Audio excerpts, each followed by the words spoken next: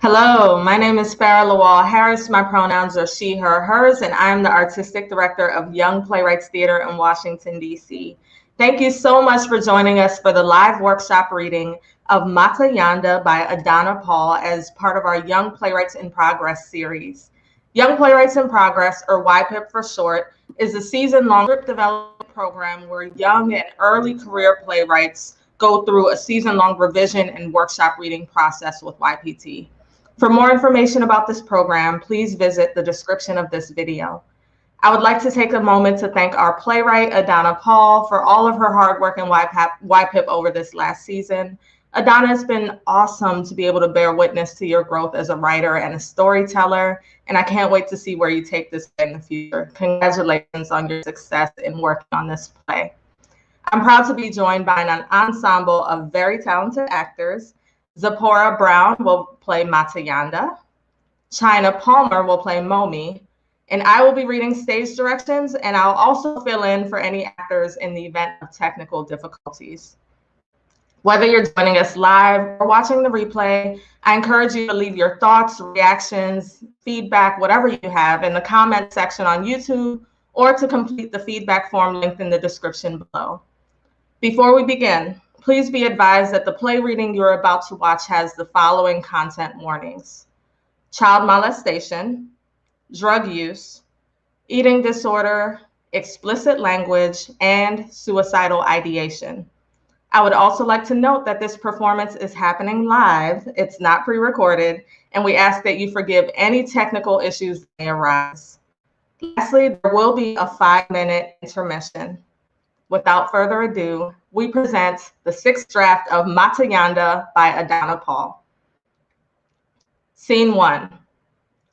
At Rise, a strikingly cute plaything, dressed like an old school black baby doll with a pull string, lays limp on the ground. This is Matayanda, Mata for short. At first, she is immune to the elements, but they quickly begin to toss her. She is picked up and carried by the wind. Lightning strikes her, bruising her. The sound of thunder scares her. Rain slaps her. She cannot escape. Suddenly, the lightning calms. Wind stops, thunder ceases, and the lights slowly fade up. There lays Mata, beaten and pooped, limp and wounded on the ground.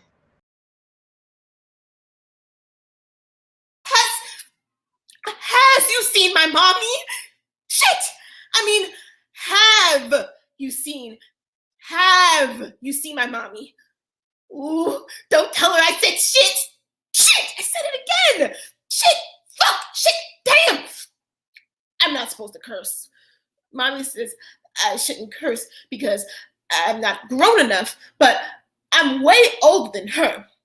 I still listen though and try my absolute hardest not to curse, but sometimes you just can't help it, you know? You get it, right? Well, anyway, let's just forget about all of that. It'll be our little secret. I love secrets. Me and my mommy have so many secrets.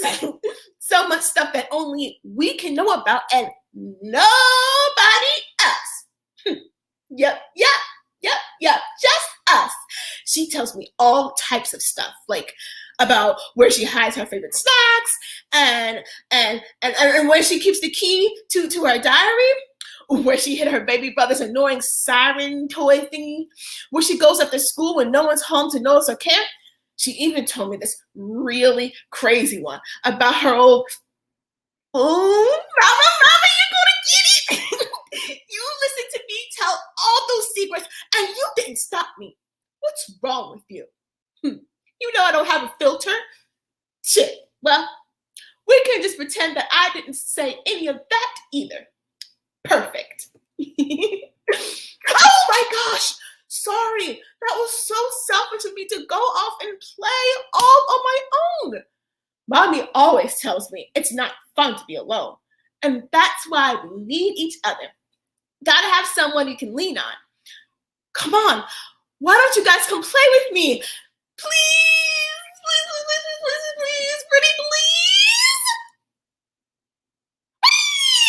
Okay, so this is how you play.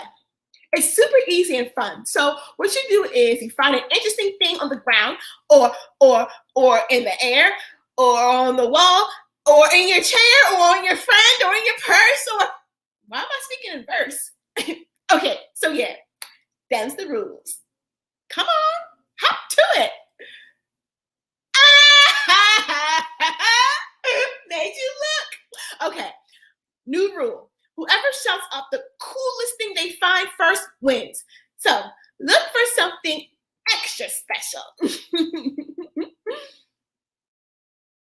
No. You guys are doing it all wrong. Go away. Leave me alone. I want to play alone. We were supposed to find something extra special. I was hoping someone would find my mommy. We were out here together when I lost her. We were smoking a J in her favorite spot at the park. We've been coming here since we were little, and it was really late, like adult late, like 2 a.m. or something. And there was a storm warning, flash floods all week. And people have been saying that maybe the world is ending. So I tried to tell her, Mom, let's go inside. Mommy, Mom. But she never really hears me anymore. She likes to keep me tucked away in her purse. She had me out this one time, though. Yeah. Whenever we're alone or she's especially sad, she lets me sit on her lap and she blows smoke above my head, but the wind usually carries it closer to me, so sometimes I feel a little sleepy after we go to the park. And then I don't say as much because there are too many words in my head and they all want to burst through, but they're all stuck in a bottleneck. So then I start thinking about bottles or something, and then I forget what I wanted to say in the first place. And wait, what were we talking about? All right, this story. I tried to warn her, and then I felt the first raindrops. Only I looked up, and it wasn't raining. She was crying, really big tears. And they kept coming, and I thought that maybe I had only dreamt up that a storm was coming, and that maybe she had been crying on me each night when we slept in our bed, and that maybe that's why I thought there was a storm.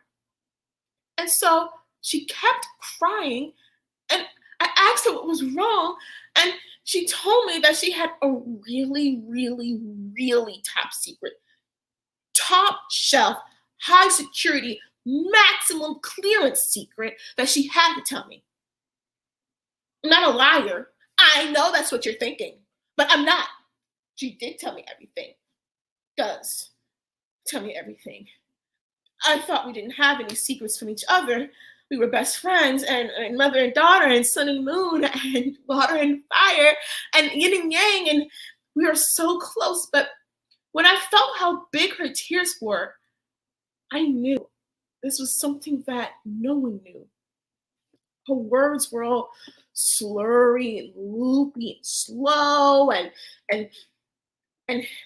she told me,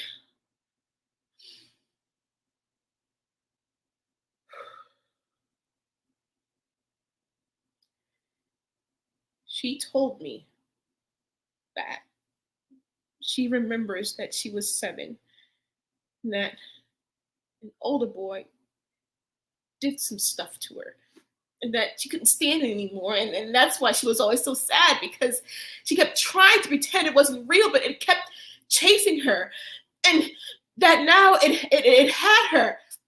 I told it to let go of her and to get away. I said, go away and don't ever come back. Leave mommy alone. But it didn't seem to let her go. and then the rain from the sky started, and then the thunder, and then finally the lightning, and then the wind, and then I woke up here. I'm gonna go now. I've got to find her because I'm the only one who knows she's out here and who knows all her secrets and who was with her the entire time. I'm gonna look over there. But if you see a black girl with big hair and sad eyes, call MATAYANDA. That's me. But you can just call me Mata. Okay, thanks. The lightning and the wind and the thunder and the rain pick up again. Mommy! Mommy! Mom! Mom! Shit! Mom! Mom! Mom! Mommy! Mommy! Mommy! Mom! Scene 2. Center stage is a towering swing set for two. The shadow of a tall group of women lives on the back wall. Matayanda is propped up against the swing set. She sits in a puddle, strangely limp, eyes glazed, a lifelessness to her. Momi, a little black girl, a proper and precocious age 6, sits at the feet of the women. She sneakily stands up and starts moving towards the swing set, looking over her shoulder to make sure they don't notice her wander off. Momi begins skipping towards the swing set happily, nearly trampling Mata. Ouchie! Shh! You're gonna get me in trouble. Why are you sitting on the ground? Ladies don't sit in dirt. Nope, it's simply not done. Plus, that's how you mess up your dress and your hair and your stockings. And okay, fine. I will sit with you and we can sit on the ground together, but only for a second. 1, 2, tag, you're in. You can't play tag if you're sitting on the ground, silly Billy. You have to get up and chase me. Do you know how to play tag? It is so easy. I'm an expert at tag and I never get caught. Except for sometimes if it's slippery out, like it is now. So if I teach you and you catch me, it's only because it's been raining a lot and I'm not supposed to get my Mary Janes wet because Daddy just bought them and they cost over $100. That's this many.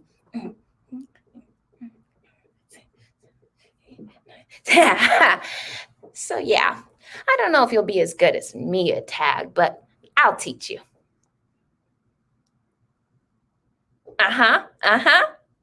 Ring around the rosy, pockets full of posy, ashes, ashes, we all fall down.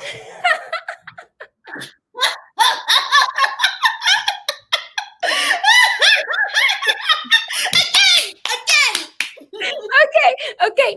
Oh, or we could play house instead. Oh yeah, let's play house. I'll be mommy and you can be baby. Usually it's mommy and daddy, but you're a girl too, so we can't. I'm a girl? Of course, silly. You have a dress on. Oh, okay. Oh, but maybe if we find Chase, he can be daddy. He's an expert at house because he's a 7th grader, and 7th graders know about grown folk stuff and all sorts of stuff. He's really smart and he has lots of cool grown friends, but he still plays with me because he says it's almost like I'm a 7th grader too. He even said that maybe I can be his girlfriend soon, but shh, don't tell anybody because it's a secret. What's a girlfriend? A girlfriend is what you are before you're a mommy. Oh, what's a secret? A secret is a super duper top secret, cross your heart and hope to die, stick a needle in your eye thing that only 2 people know about. Or 3, I guess, because now you know about Chase. But don't tell anyone else, because then it's not a secret anymore. Oh, okay. You swear? Yes. On your mommy?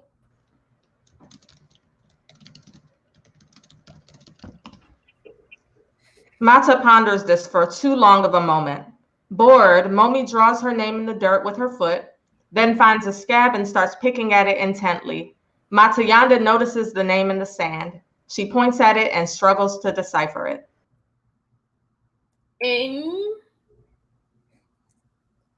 N-O-M-O-M-I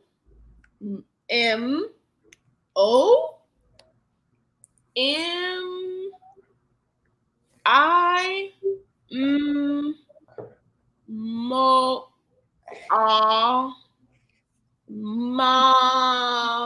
Mom Mommy. What's a mommy?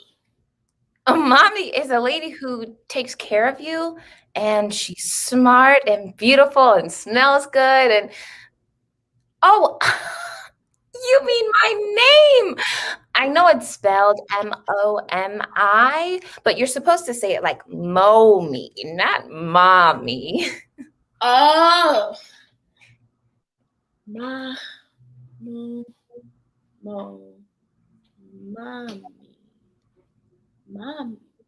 It's fine. You can say my name, Mommy, if you want. But do you swear on your actual mommy to keep my secret? I don't have an actual mommy. I think. What? You don't have a mommy? No, I don't know.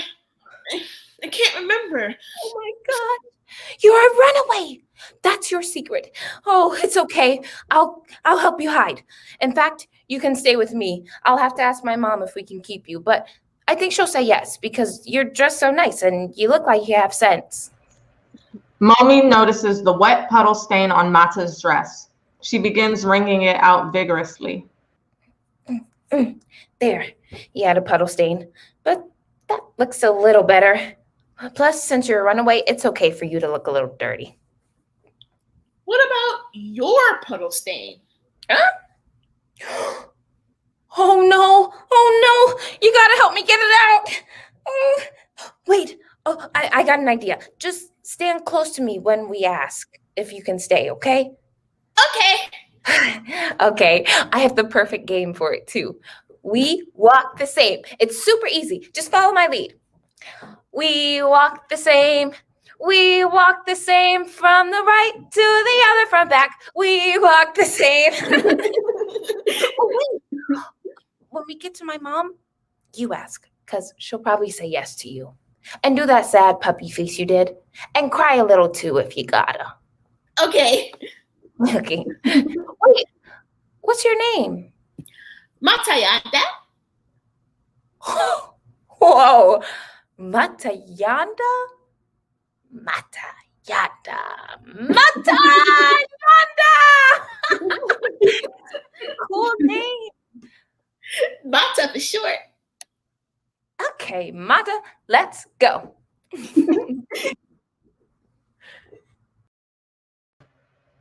Scene 3. A million sun-ups and sundowns. Finally, the sky settles on a fresh blue, large, fluffy white clouds of different shapes and sizes. Momi, age 6, and Mata lay on their backs, staring up at the sky. Okay, it's really easy. All you gotta do is say what you see. I see you. No, silly Billy, in the sky. You're supposed to say what you see in the sky. Oh, okay. Bird. I see a bird. Not like that. But you said, no, silly Billy, in the sky. You're supposed to say what you see in the sky. So that's what I did. I looked and I saw a bird. Okay, maybe I didn't explain it good enough. You gotta look at the clouds and say what they look like to you. Oh, you go first. Okay. Ooh, that big one? It looks like a bunny rabbit. See? I don't know. It kind of looks like a blob. Oh, you gotta use your imagination. See? Daddy taught me how to do that. Daddy says you can make the world look however you want. It's all about perspective.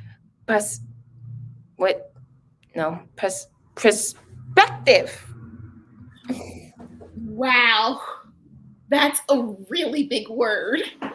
I know. Daddy's so smart. He uses big words all the time. Wow. What's it mean? I don't know. I asked, but he told me to find it in the dictionary. What's a dictionary? It's a huge book that tells you what all the words in the whole world mean. Wow. I know. I'm pretty sure Daddy and Mommy wrote it. Wow. They're so smart. I know. And Daddy can even answer any question about anything. Anything? Yup. Well, I got lots of questions. Well, I've asked him lots of questions and I remember all the answers. Ooh, I know. I can be Daddy and you can be me and I'll answer your questions. But what if... Don't worry. I'll tell you what to ask. Okay, good. Mata claps happily as Momi begins whispering into her. Momi transforms into father, Daddy. Mata hops to her feet and stands directly behind her, transforming into little girl. And the beautiful princess turned down the silly prince and lived the rest of her days fighting crime and ruling over her kingdoms, affectionately known by her citizens as Momi the Marvelous. The end. Hey, that's not how the story goes. Huh? It's not? No, Daddy. It's supposed to end with the princess falling in love and marrying the prince, and then they live happily ever after together forever. The end. I don't know what to tell you, Sweet Pea. I'm reading it, and right here it says that the prince turned out to be a silly little frog, and the princess had better things to do. Does not. Let me see. Oh.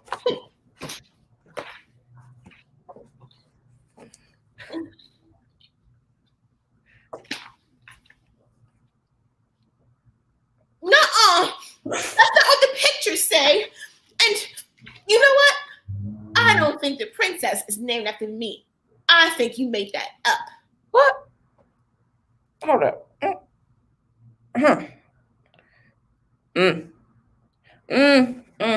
Yes. Impossible. Now I see the problem.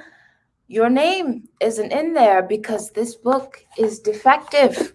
We all know the only princess in the whole wide world is right here in this room. What's defective mean? Do you have your pocket dictionary? Please just tell me, please, Daddy. I think I left it in Mommy's car. Plus, I already looked up a word today. What word? Glossinaga. Meaning?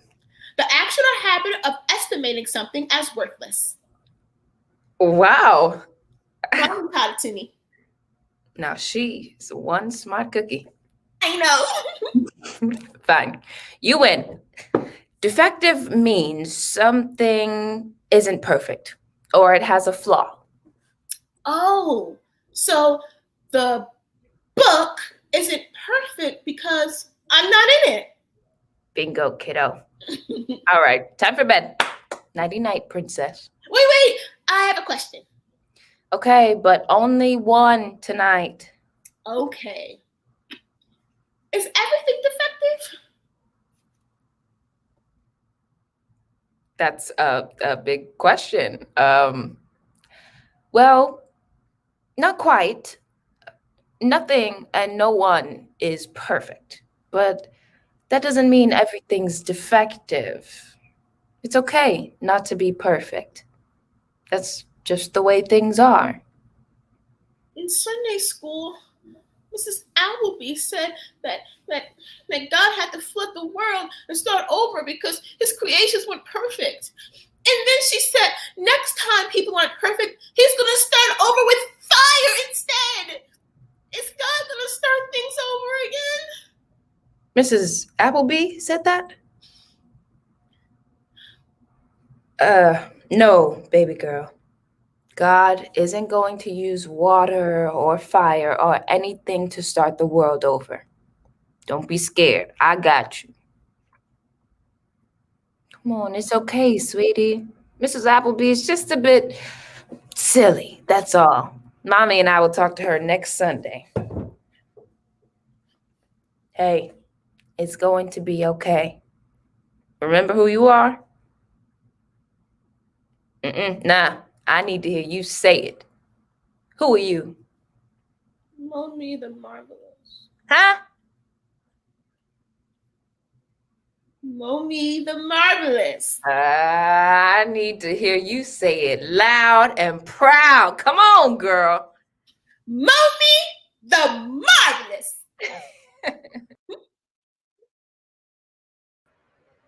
Scene 4. Back to the park. It's fall. Momi, age 7, and Mata enter. They are linked at the elbow and walk the same.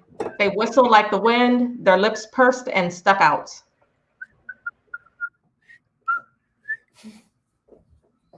Like that, right? No, that's too much. Do it like I'm doing it.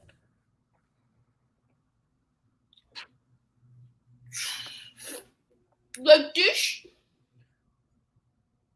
That'll do, Mata. Okay, now close your eyes, and I'll close mine too, and no peeking, and we'll do it. Okay. Before their lips touch, Momi opens her eyes and pulls back suddenly. Mata has already committed and face plants. She stays face down on the ground. I'm scared because I know I said I know how to do it, but I don't know how to do it, and I don't know if practicing with you will really help, and I don't want Chase to think I'm a baby because then I can't be his girlfriend anymore, and he'll think I'm just a dumb second grader.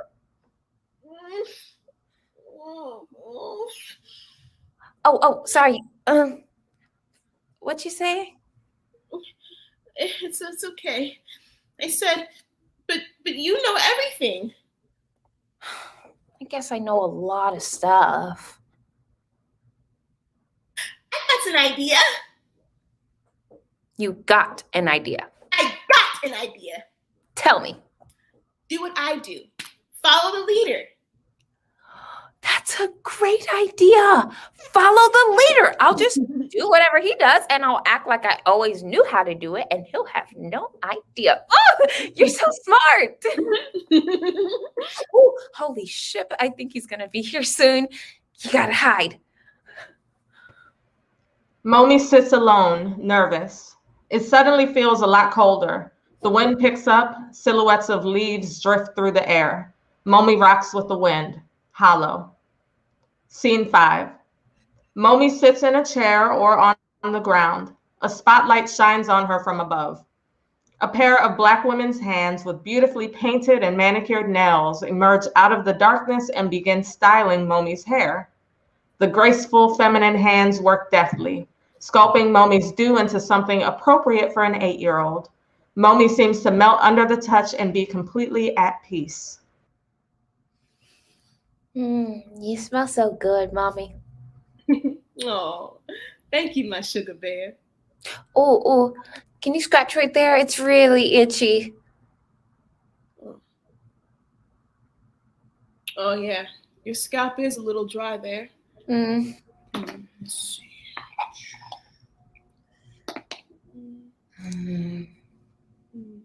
There we go. Better? Uh-huh. Thanks.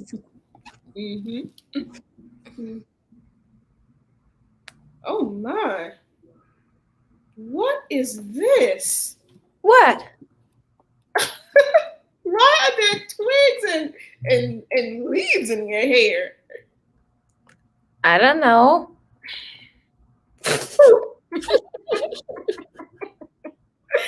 You are one bullheaded little somebody. What you been doing? Rolling around in dirt? No. You keep it up, I'm gonna start making you do it yourself. No, please. Don't go out there rolling your head in the ground anymore. That's not what young ladies do. Okay. Mommy, Yes. I want my hair to look like yours. Can you straighten it? Ah, your hair looks so cute and healthy. I don't want to be cute. I want to be pretty like you. You are pretty like me, Bumblebee. No, I look like a big baby. You do not. You look like a pretty little lady. You're just saying that because you have to. Look at me. I wouldn't lie to you. You are wonderful and smart and gorgeous just the way you are. Besides, anything that came from me is pretty. Thanks, Mommy. I love you. I love you. Love you, sweetheart.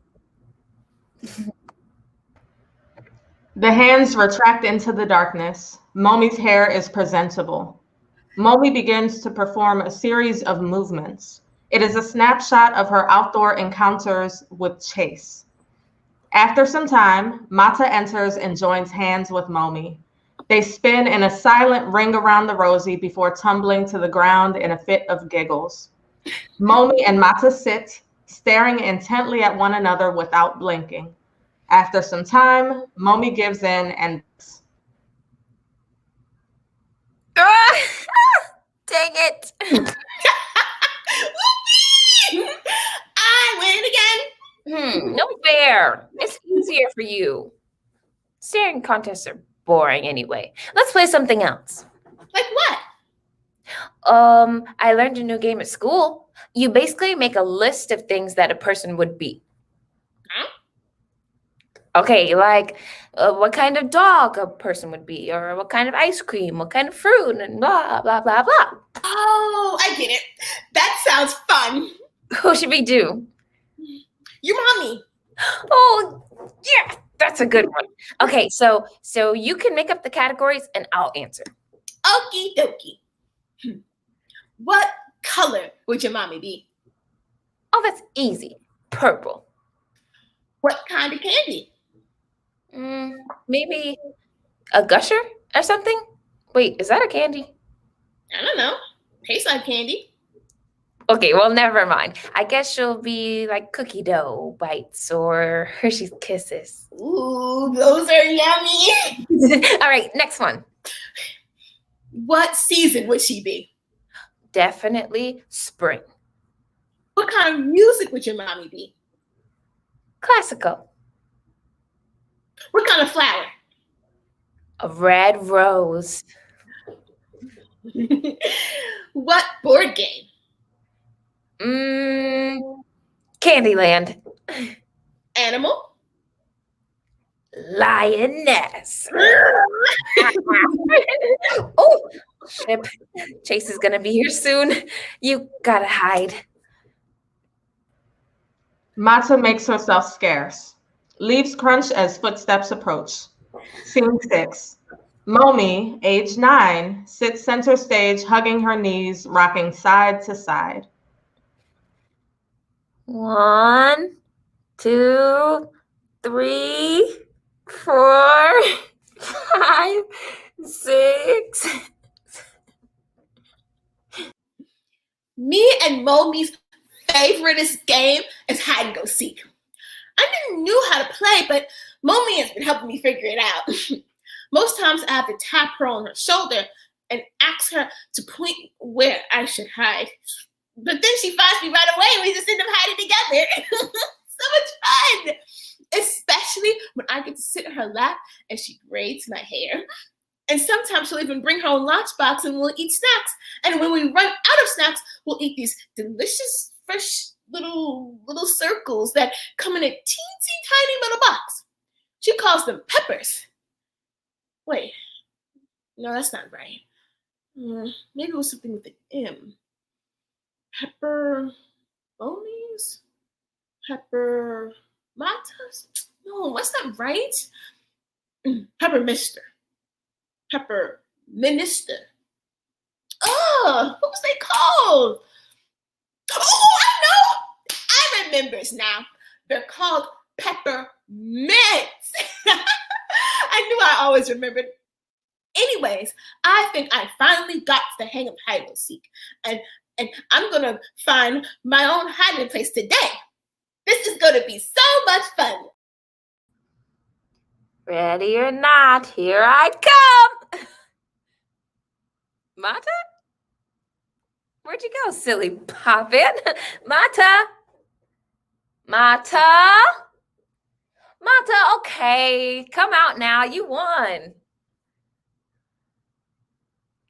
Come on, Mata. Knock it off. Mata? Please come out. Mata? Shoot. I think I lost her. Hi. Excuse me. Hello. I know I'm not supposed to talk to strangers, but I really need your help. Please.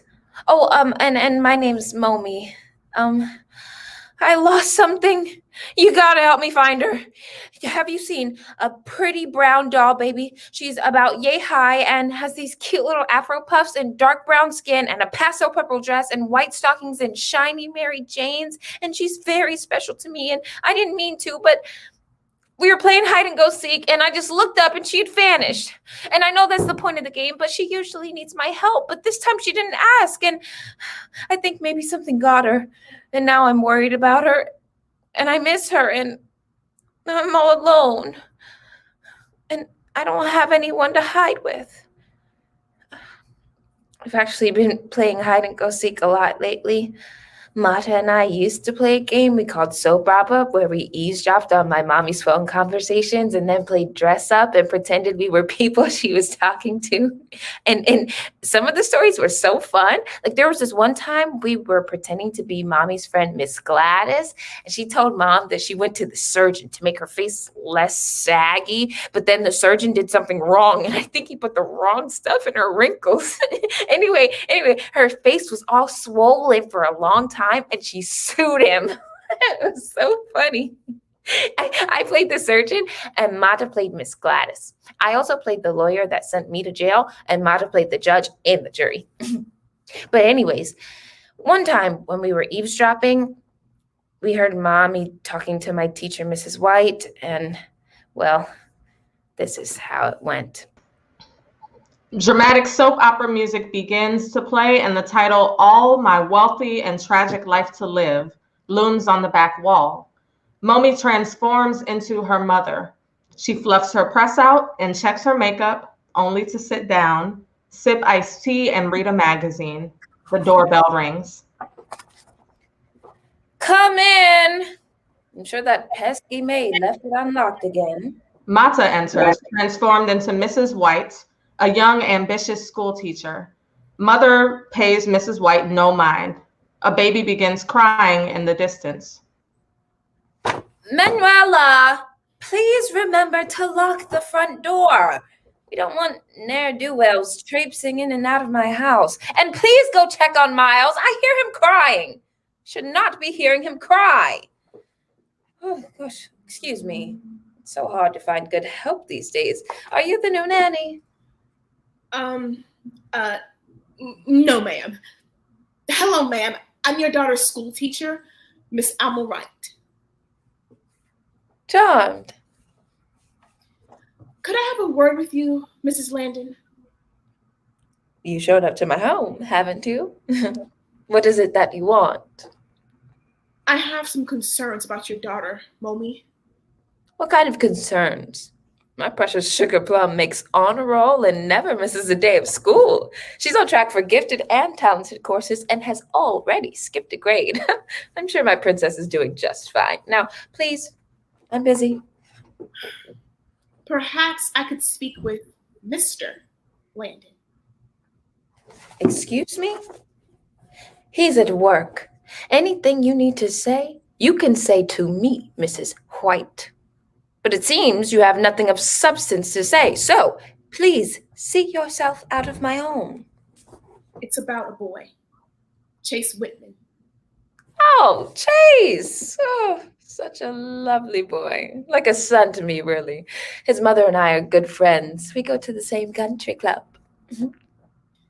Well, he seems to pay a lot of attention to Mo. Mo? Who is Mo? Oh, your daughter? In class, she goes by Mo. Well, I named her Mo-Me, so that's what you will call her when speaking to me. Understood? Right. Well, I think the attention he gives her is inappropriate at times. I've just noticed. Let me stop you right there. This is a good home, a safe neighborhood, a safe community, a Black community. Now, I know your type. You see my skin and associate it with whatever crazy nonsense you've seen in the movies, but this isn't that. Coming here making accusations. I am not making accusations, just observations. Please, just ask her. I don't know what you think you're observing, but my child is fine. I never said she wasn't. I just think do your job. Why doesn't my daughter know her times tables flawlessly yet? Oh, that's right. You're too busy pressuring children into confessing made-up secrets.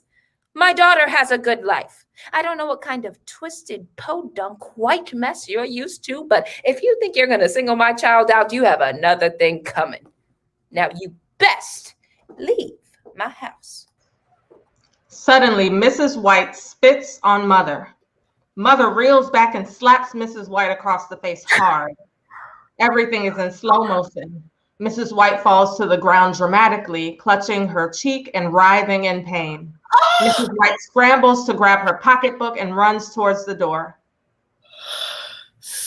Damn you! Damn you all to heck! I'll get my revenge if it's the last thing I do. Over my dead body. The soap opera feel fades away. We're back in the park. So yeah, that's pretty much what happened. Okay, well, maybe that last fight part didn't exactly happen, but the game's called soap opera, people. We had to spice it up, make it more exciting. Anyway, ever since that phone call, we decided we should play a different game. So now we play hide and go seek, because then hopefully mommy won't ask us about that phone call. Mata, please, I'm scared. Don't you? Jesus, Mata, you scared the crap out of me. That's not how we play hide and go seek, remember? I'm supposed to find you. Oh, right. Sorry. I'll do better next time. It's okay, silly Willy. Let's go find a place to hide together. Okay. 1, 2, 3, 4, 5.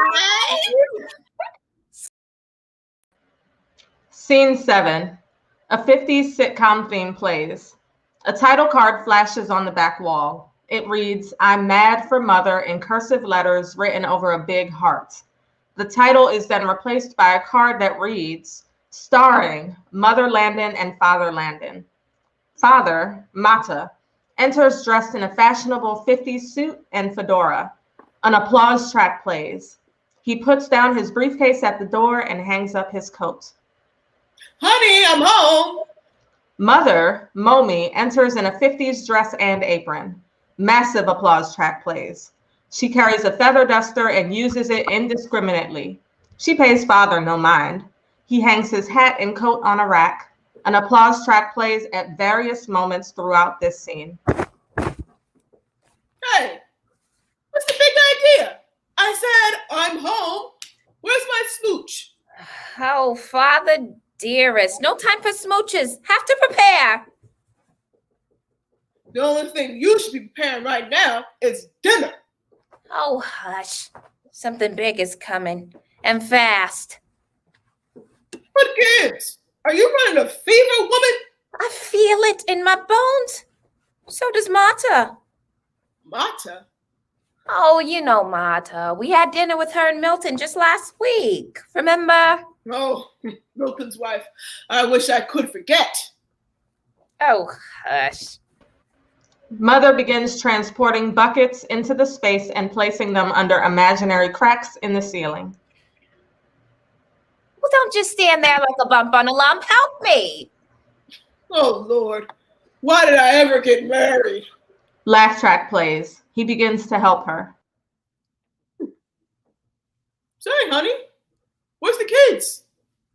Mata agreed to watch them. Huh. Don't say. Say, honey, have you noticed anything different about our girl recently? Different? About Mommy? Yeah. Like, has she got the curse or something?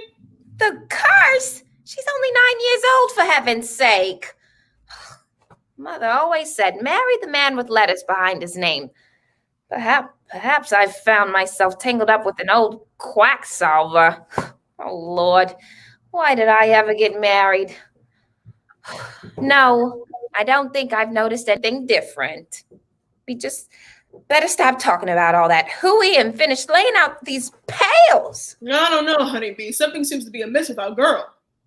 I'm sure I don't know what you mean. Well, golly gee, you're putting me on the spot here. Well, for one, she used to call me Pop or Daddy-O, but now she calls me Father, like some sort of priest. Father. Well, that is your name, isn't it?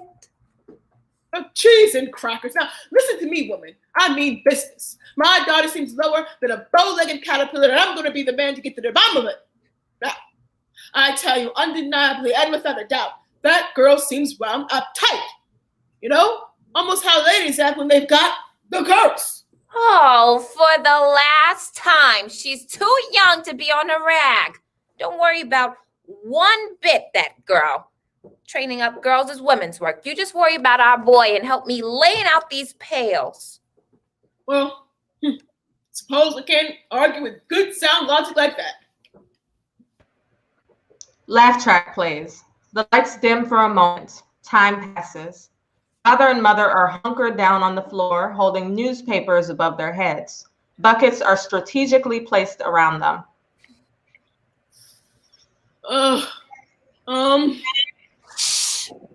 Laugh track plays. Father begins to tap his foot on the ground. Laugh track plays. Father stops tapping his foot. He takes the newspaper off his head and begins reading it and flipping through the pages. Laugh track plays. Laugh track plays. And for the love of God, who's doing all that damned laughing? The laugh track slowly peters out into awkward silence. Now that's enough, woman. I've had it just about to here with all this nonsense. First, there's no dinner. Then you expect me to sit trembling in my own home. And now you're cursing like a common sailor. I thought I married a candy striper, not a swashbuckler. The laugh track plays, but quickly realizes it was silenced before and stops awkwardly, clearing its throat. Well, what do you have to say for yourself, young lady? There's a bad storm coming. Might end everything. well, see, why didn't you just say so? I know all about storms. Best thing to do is get out into open, maybe even carry an umbrella. Rest under a tree. When thunder roars, we go outdoors. Or if you have to stay indoors, draw a bath, plug in all your favorite appliances, even the really old ones with exposed wire, open all the windows and doors and yell to the sky, I'm ready for you. Oh. Hear me, you godforsaken bastard. It's my world and you're just visiting. Put him up, man. Let me at him. Let me at him. Oh, stop it. Oh, stop it right now. You'll ruin everything. Don't worry, sweet pea. I have enough gumption and moxie for both of us. You just bring your Calipegan self and that sweet smile of yours. Let me at him. Oh, you stop all that claptrap and flap doodle right now, or I'll... Ah! Oh, applesauce, I'll never stop. I'm a wild man, and I won't be tamed. You've married a regular Tarzan. With this, mother faints loudly and dramatically. Oh, Mama, wake up, sweetheart. He fans her. She doesn't wake up. He slaps her lightly. She doesn't wake up. He pours some water on her. She doesn't wake up. He cradles her and sobs. Oh, you've done it now, you buffoon. You've really gone and stepped in it. When will you learn to keep your big trap shut? Laugh track plays, more uproarious than ever. Thunder claps and lightning strikes. End credits roll. Applause track plays. Scene 8. It is a summer night. Stars twinkle in the sky. A soft wind whistles through the space. An arch reading, Camp Getaway, is displayed on the back wall. Past the archway is a silhouette of a dark forest. A campfire crackles. Mata and Momi, age 10, sit across from each other wearing camp t-shirts. Mata toasts marshmallows. And James heard the thumping getting closer. Drag, thump, up the stairs now. Thump, thump, thump. He ran to hide in the closet, but the footsteps were still coming. Drag, thump, right outside his room door. Drag, thump, knock, knock.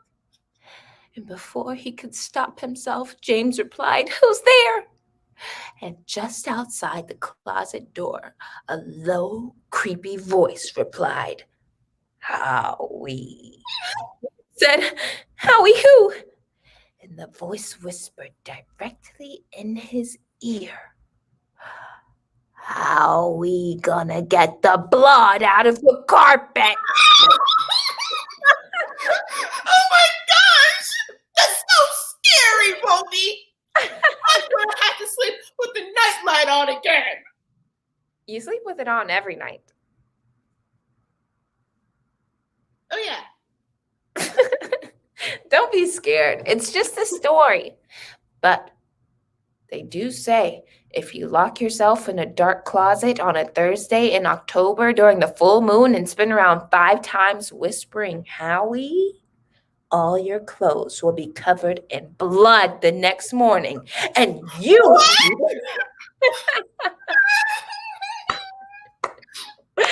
I'm just kidding. Besides, I'll always be here to protect you. I wasn't even that scared. I was just pretending. And if any Howie tries to come near us, I'll use my Rainbow Princess warrior powers to break his kneecaps. Hard. Huh? Nothing. All right. Who's got next? Any scary stories? Come on, come on. Ooh, I've got an idea for one, but I need your help. Okay. Mata whispers in Momi's ear. Momi nods in agreement and they transform. Momi into mother and Mata into little girl. There's once was a little girl. That's me. And this little girl had a mother. That's me. I was playing hide and go seek in the park one day, minding my own business, and she found me. I found her hiding, talking to her doll like it was real. We sat on the swings and she asked me about a boy. We sat on the swings and I asked her for the truth. I told her the truth as I knew it to be. The truth was dark. I couldn't. It was too dark. I needed a nightlight. So I explained. Sometimes it can be hard when we're little, to tell the difference between dreams and reality. Dreams or nightmares even can feel very real and scary, but we have to remember that they're just figments of our imagination. But you're getting to be a big girl now, and you can tell the difference between dreams and the truth, right? Yes. Good. And I still want you to tell me things and protect yourself. You can tell me anything. But I know it was real. I'm not lying. I know that's what you think. But it did not happen, okay? And we don't have to talk about this again. And we don't need to worry your father about it either. Understand? Remember, I love you, Sugar Bear. To the moon and back. And back. Mm-hmm. I nodded up and down, up and down. And on the walk home. Up and down, up and down. And at the dinner table. Up and down, up and down. And on the way to school. Up and down, and up and down. And in class. Up and down, and up and down. And at the country club. Up and down, and up and down. And at dinner with the neighbors. Up and down, and up and down. And with the neighbor boy. Up and down, up and down. Rumor has it the little girl is still nodding up and down wherever she goes. She cannot tell the difference between nightmares and reality. You may think I'm a monster, but I swear I'm not. I was just scared. I needed a nightlight. Scene 9. Light and sound settles to reveal a luxury closet. One side of the closet is filled with women's clothes. High heel shoes, racks of beautiful designer clothing, hat boxes and jewelry boxes, and delicate bras and panties are beautifully on display. A shopaholic's dream wardrobe. The other side of the closet is filled with men's clothes. Momi, age 13, and Mata play dress up in mother's clothes. Momi wears a bra over her shirt and stuffs it with socks. She checks herself out in a full-length mirror before continuing to rifle through mother's wardrobe and try things on. Mata plunders various jewelry, hat, and shoe boxes, pulling out long strands of pearls, ridiculous headpieces, and red-bottom pumps. Mata suddenly shoves a handful of delicious-looking jewels into her mouth. Oh, hey, no. Don't eat that. If Mom finds slobber on her jewelry, she'll know we were in here, and we can't leave a trace, remember? Oh, yeah. Sorry, I forgot. It's just, they look so yummy and sparkly. I know. Trust me, I've been there. One time when I was a baby, like 3 or something, I found these red ruby earrings that my dad got my mom for their anniversary.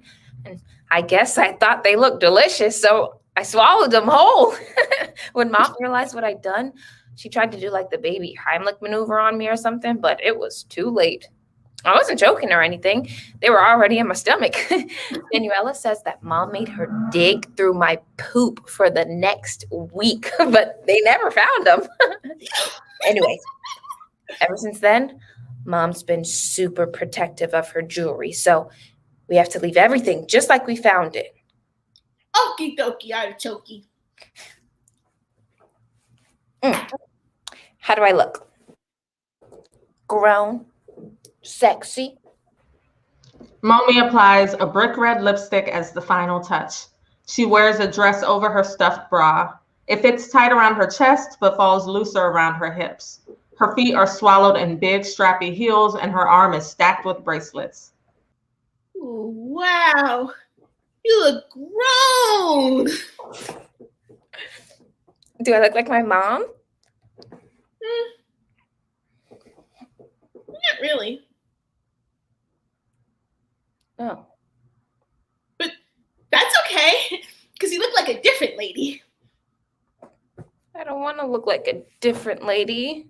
I want to look like her. I wish I looked like you. Why would you want to look like me? I got my first zit yesterday. And today at school, my friend said my pits look like a forest. I didn't even know other girls were shaving yet, and now I have to. I just can't wait to be an adult. Because by then I'll have things figured out. Everything will be easier because I'll finally know how to do stuff right. How do you know? Well, I've done lots of research. Remember Cousin Mandy? Well, when she left for college last year, she gave me all the box sets of her fave TV shows. So far, I've watched The OC and Mean Girls and One Tree Hill and Skins. Oh, and I watched Smallville. And I also saw Twilight. And I just started that new show, Vampire Diaries, and all their lives look like so much fun. In high school, my skin will be clear.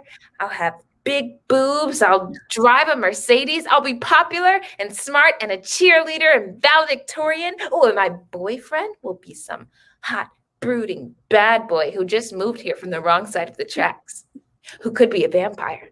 And Mom and Dad will hate him, but it won't matter because we're in love. And I just know college is going to be amazing.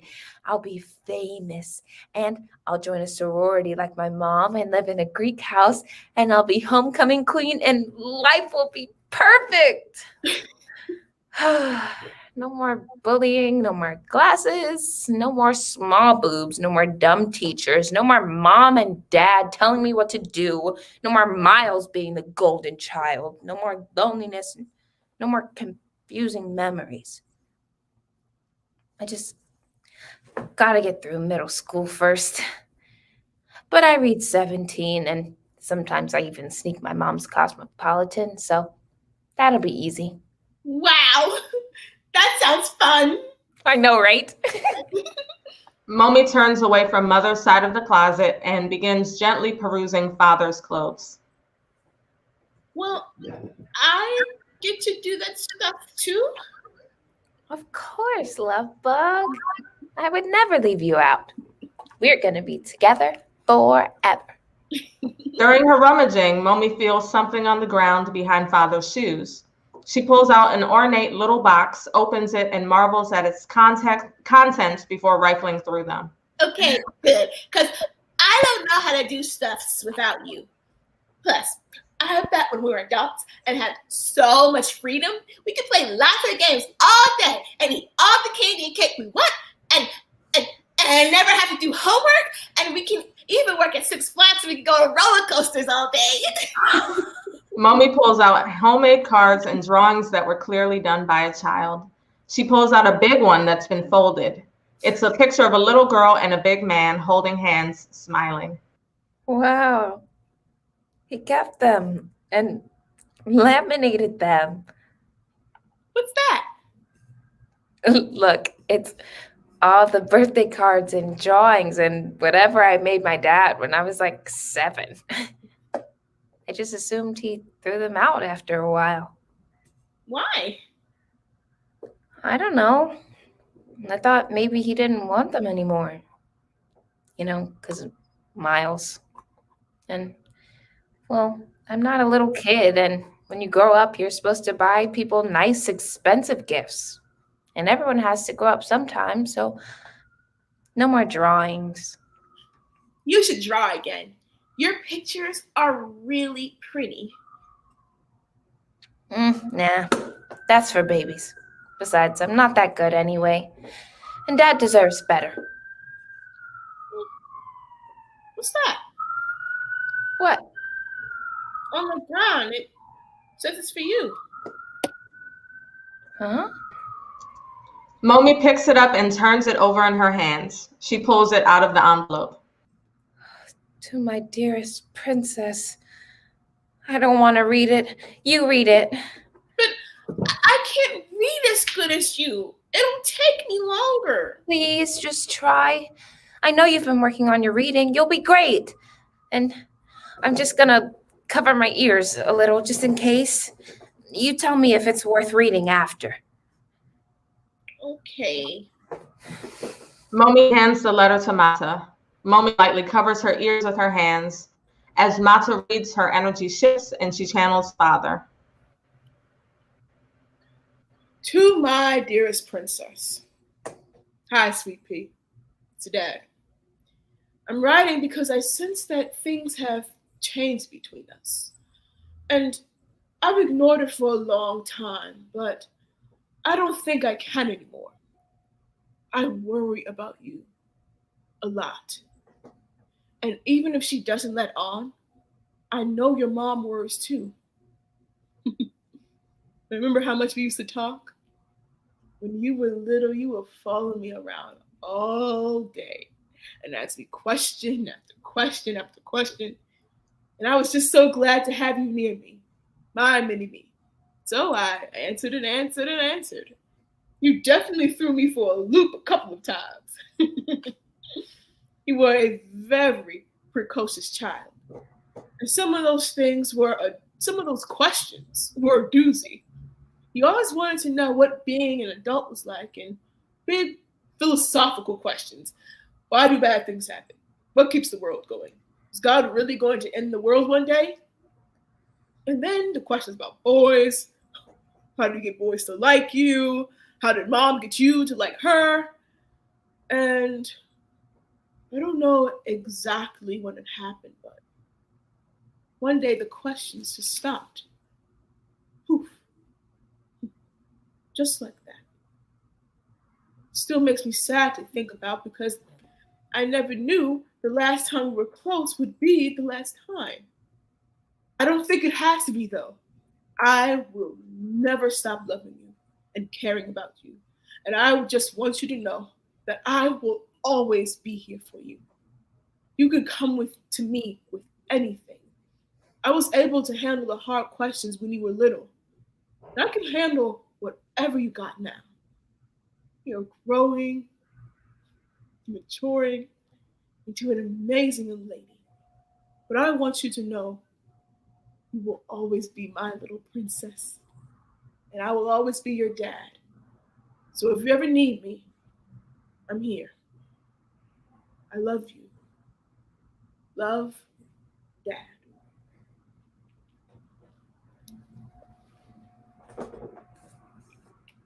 What's wrong?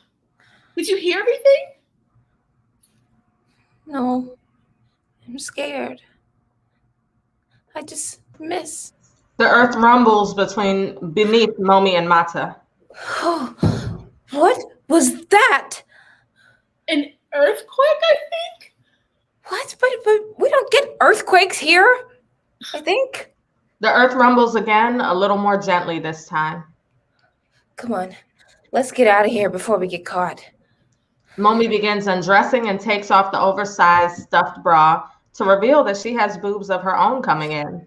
Mata stares at Momi's chest again, then looks down at her own chest. Momi, I was wondering, do you know when I'll get boobies? Scene 10. Mata and Momi face each other and play the hand game Concentration. Concentration, 64. No repeats or hesitation. I go first. Category is memories. Meeting at the park. Bringing you home. First tea party. Playing dress up. Box spaceships. Don't, dang it. Darn! We were doing so good. Okay, let's try it again. We'll keep the same category, memories. All you gotta do is say what you remember. It's so easy. Yep, got it. Just gotta get my head in the game. Memories, okay, remember. Just remember. Ready? Go ahead. Concentration, 64. No repeats or hesitation. I go first. Category is memories. Matching Easter dress. Baby brother's birth. Soap opera game. Hide and go seek. Learning how to kiss. Playing house with Chase. Your first kiss. Tiny kiss from Chase.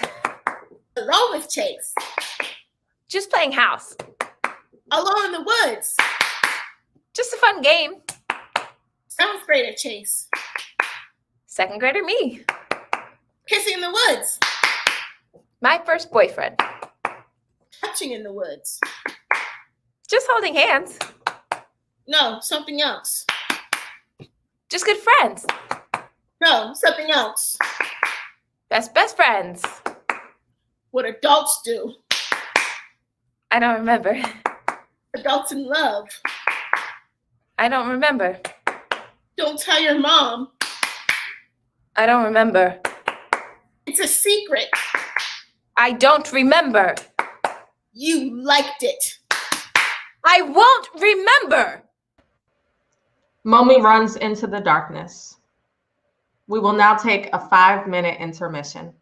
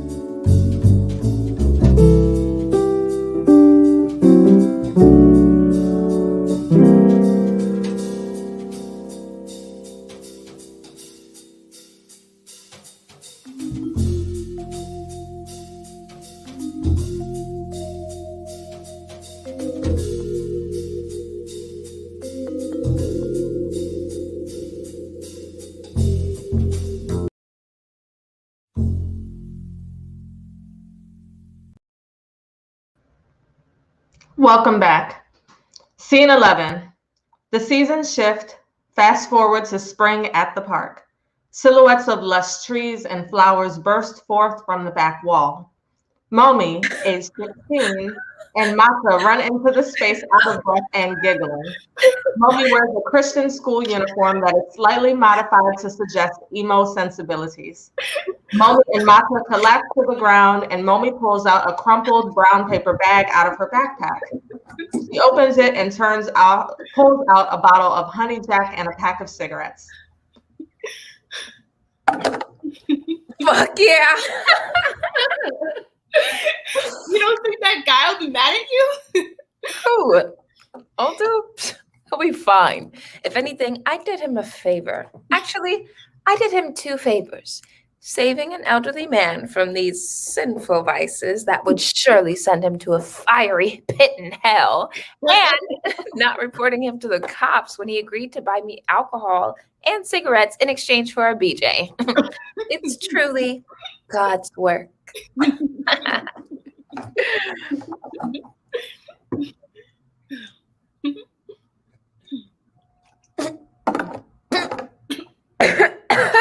you okay? Oh, god damn. That was intense. You want some? I'm okay. Suit yourself.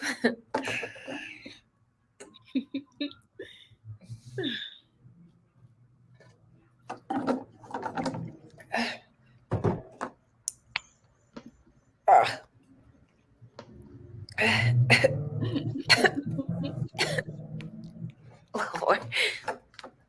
Momi pulls out a sandwich bag and a bottle of rubbing alcohol out of her backpack. The sandwich bag contains a big needle, a Sharpie, belly rings, and cotton balls. Okay, but you're sure you don't need a little liquid courage for this? I'm sure. Really? You're not nervous about piercing my flesh? Ew, gross. Don't say it like that. What'd I say? I've been thinking about it like a game. Like, I'm gonna play pin the tail on a donkey, but with your belly button. Oh, you are too good for this world. Did I do it now? Nah, I didn't bring anything to numb it, so let me get drunk first. Maybe it'll hurt less. Won't that take long? We gotta go home soon. We're fine. Mom and Dad won't be home till 8, so we have 4 hours to do whatever we want. Okay. So, how was it in my purse today? It was fun. It felt like a roller coaster sometimes or a boat ride other times. And I took a lot of naps. And I might have ate all your peppermints and some of your gum. It's okay. I'll get more for you later. Hey, were you awake during chapel today? I think so. Yeah, I was. Because usually I'm not because it's so boring. But today, someone was yelling a lot. And I thought I heard crying. Yeah. It was an exploitative shit show. And apparently, Revelations is upon us. Ooh! We should play soap opera and redo it. Oh, no way. We haven't played that in years. Please, pretty please. It'll be so much fun. Fine. But can we call it reality TV instead? We've matured. Okay. I call dibs on Pastor McMickens. You can do Dr. Horcher. Because everyone knows she's not a real doctor. I know. It's so funny. Okay. I'll be Dr. Horcher and we both can do students. Okay. Cool. Momi takes a huge swig from the handle of whiskey. She spins around and becomes Pastor McMickens. Mata joins the audience. Good afternoon, y'all. I said, good afternoon, y'all. Come on, let me see you awake. Clap, clap, clap, clap your hands. Now, cha-cha, real smooth now. I'm just playing with y'all. I'm just playing. That's some old pastor humor. Okay. Now I know y'all are probably wondering, why is this man talking? Didn't we already hear the main sermon? Isn't chapel over? But no, my young people, we gotta talk, okay? Now we got to discuss some stuff. I wasn't gonna say nothing, but I felt the Lord pressing on my spirit, and he talks to me, okay? And he walks with me, and he talks with me, and he told me to tell you, my God told me to tell you that he's coming back soon, and he wants you to confess.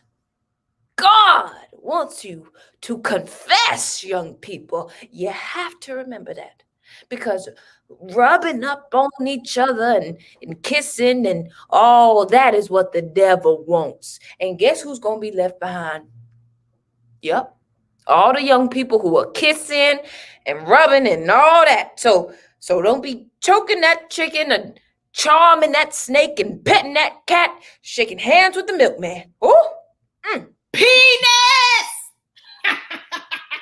Come on now, y'all. Come on.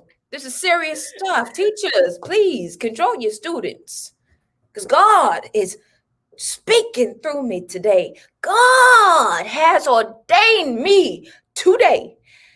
Oh, I'm feeling real anointed in here with y'all, and I'm trying to keep it real. Now, can I keep it real?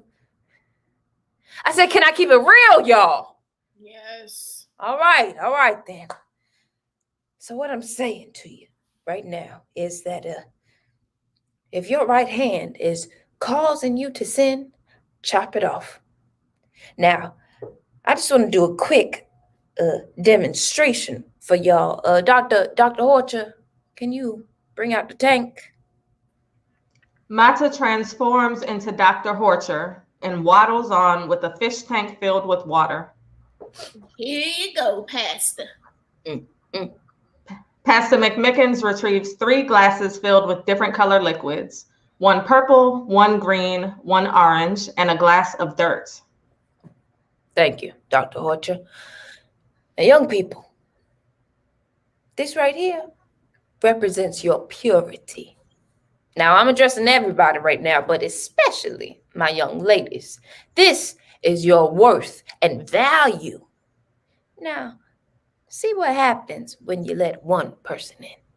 He pours the green glass and the water turns green. Now you got them all over you. And what about when you rub up on someone else? He pours the purple in and mixes the water with a stick.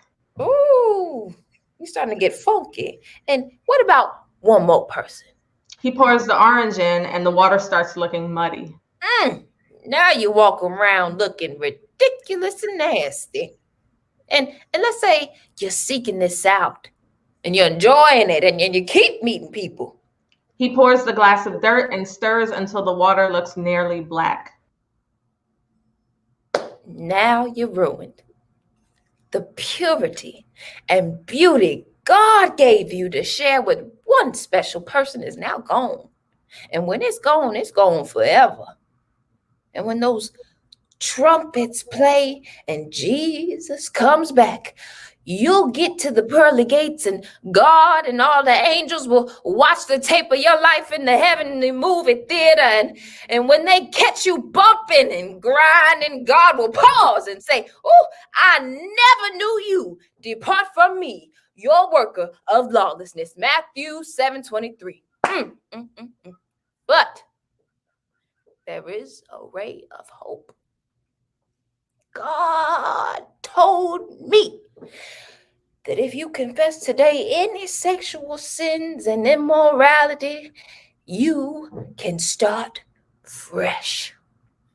But you have to clean out that old tank first. And I'm not just talking about confessing to things you did on purpose. I'm talking about anything sexual you were involved in ever.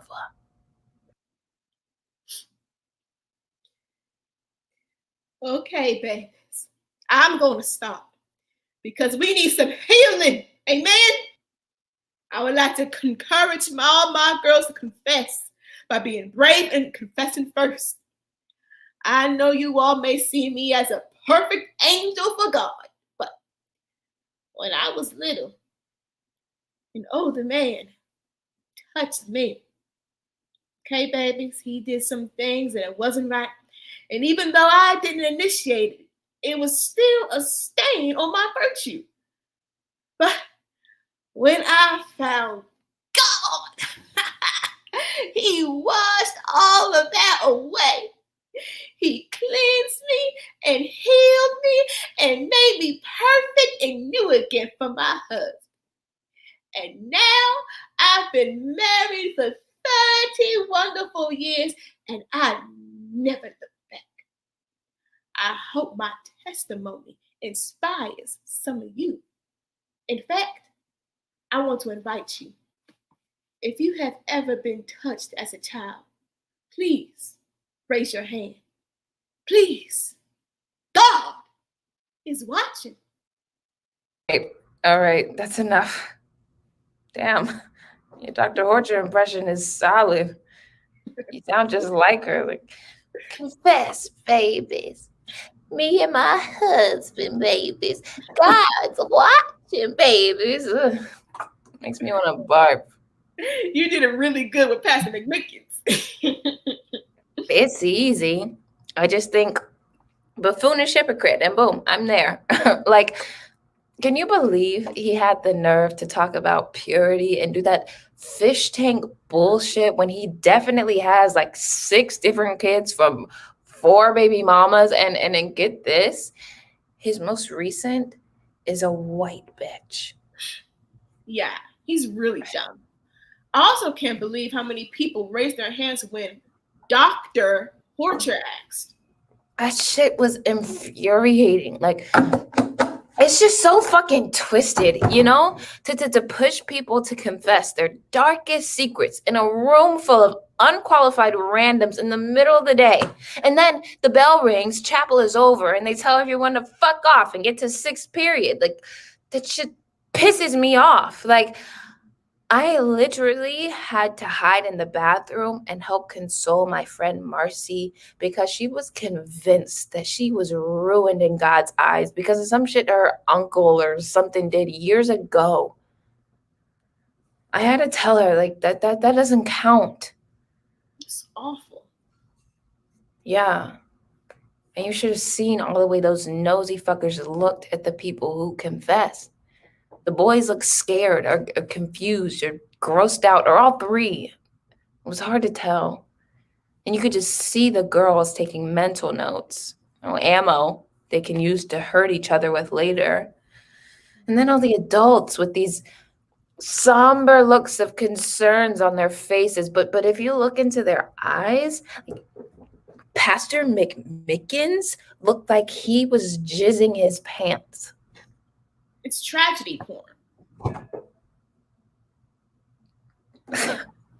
Okay, well, that's new.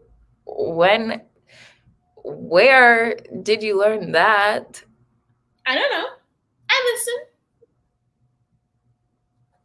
Yeah. You're a great listener. Well, I'm past tipsy. Now let's do it. Fuck these fake Christians and their fake anointing and their fake smiles and their romance with tragedy porn. I'll do whatever I want. Momi draws a dot on her belly button. Mata douses the needle in alcohol and poises it above Momi's navel. Okay. Ready? You know what to do? Yes, ma'am. Okay, here goes. Inhale, exhale. Momi bites down on her sleeve and shuts her eyes. Mata stabs Momi's navel. Oh, fuck! Move! You're gonna make me mess up. Oh, is it done yet? Almost halfway. Ugh. It's not going through. Push harder. Okay.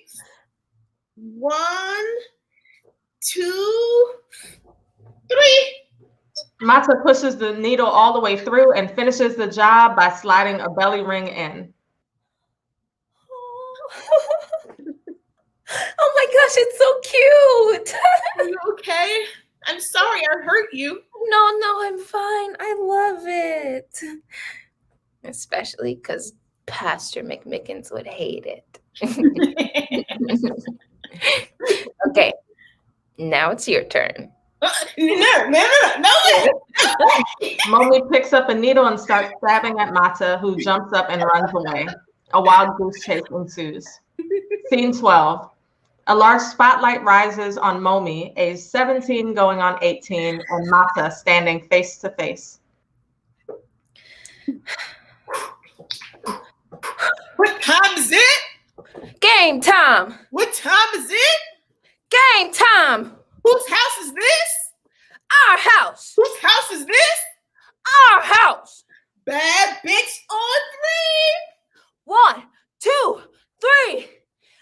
Bad bitch! Bad bitch. They break from their two-person huddle. A suitcase half-packed lays open on the ground. Clothes and shoes may be strung about, among other college essentials. How you feeling? Good. Real good. Confident, I think. Don't even worry about it. You're gonna be great. Yeah. It's just that a lot of new people and I don't know what to expect and everyone's probably gonna look really good. And I just feel like this isn't going how I thought it would. What do you mean? Well, I just thought I would look different by now is all, or that I would magically start looking like my mom or something. I don't know what to pack. I don't know what to wear. I don't know what to do with my hair. Ugh.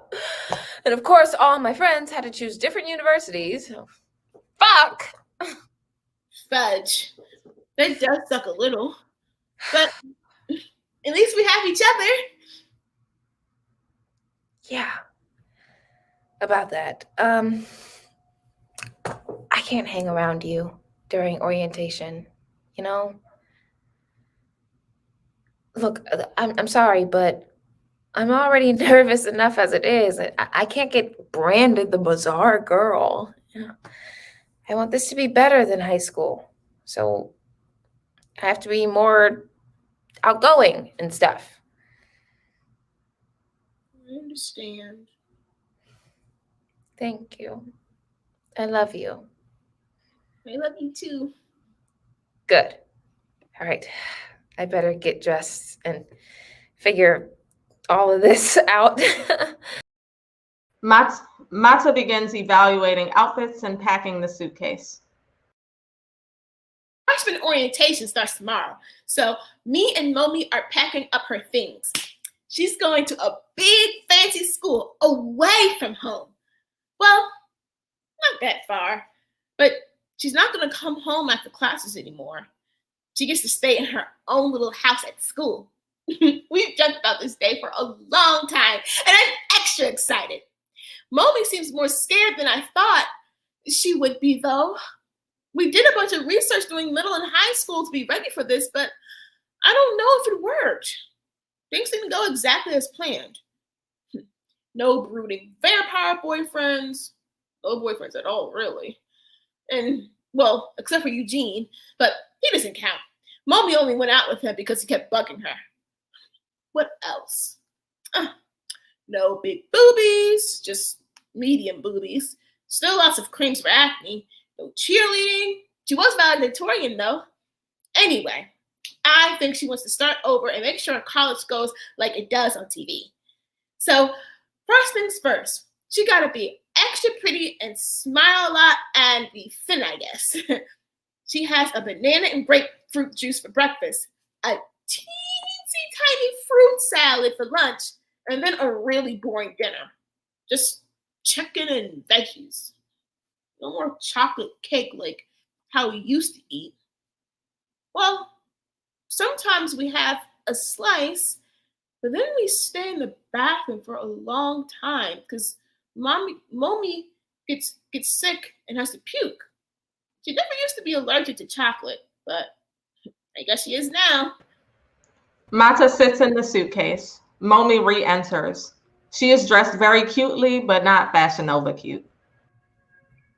How do I look? Cute! I feel like I'm missing something. Earrings! Oh, shit, right. Gotta wear earrings. Mata digs a pair of earrings out of the suitcase and hands them to Momi. Thanks. All right. Much better. Well, Mom and Dad are in the car already, so I guess we better head out. This is it. Momi exits with suitcase in tow. Mata hitches a ride on the suitcase. Blackout. A spotlight rises on Momi standing center stage. She smiles and stands erect, trying too hard.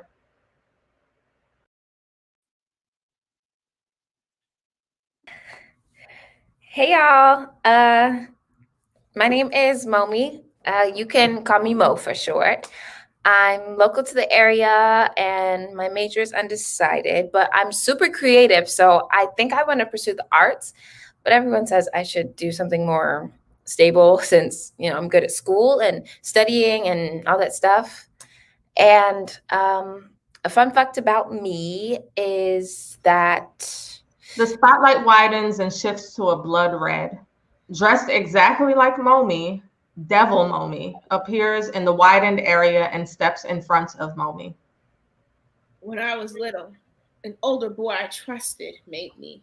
Momi struggles to push Devil Momi behind her.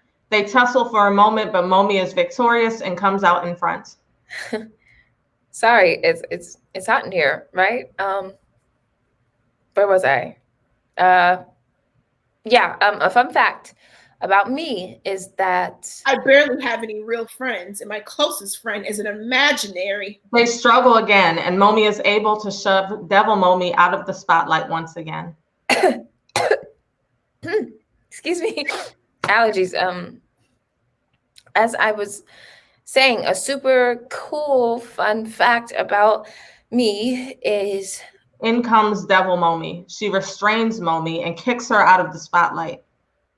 I binge and then I purge, because if I'm not in control of my body, then I'm not in control of anything. And when I'm not binging, I'm starving myself or working out until I faint and vomit. I got straight A's in school because if I was not perfect, then how could my parents ever love me again? I ruined my relationship with my father by being fucking weird. We used to be so close, but I ruined it because I did bad things, and daddy's girls do not do bad things. I do not even know what to call me anymore. I want to say daddy because I miss that, but whenever my mouth starts forming the word, it does not feel right. And when I hear it, it sounds like I'm trying too hard. And I am trying too hard right now because I really want you all to like me. I even bought a new dress, but I still do not look like some of you. And my eyes will never be light, and my hair will never be loose, and my skin will always be dark, and my features will always be negroid. Accept me now. I want to be one of you. I want to be friends. Let us be friends. Momi breaks free and re-enters the spotlight. The lights come up and shift to resemble the beginning of a wild Pokemon battle from Pokemon Red and Blue, and similar theme music plays. Health bars are projected in the upper right and left corners of the space. Momi's health bar is 60% full. Devil Momi's is 100% full. Momi and Devil Momi assume fight stances and bob up and down, awaiting the fight cue. A game announcer voiceover says, "Fight."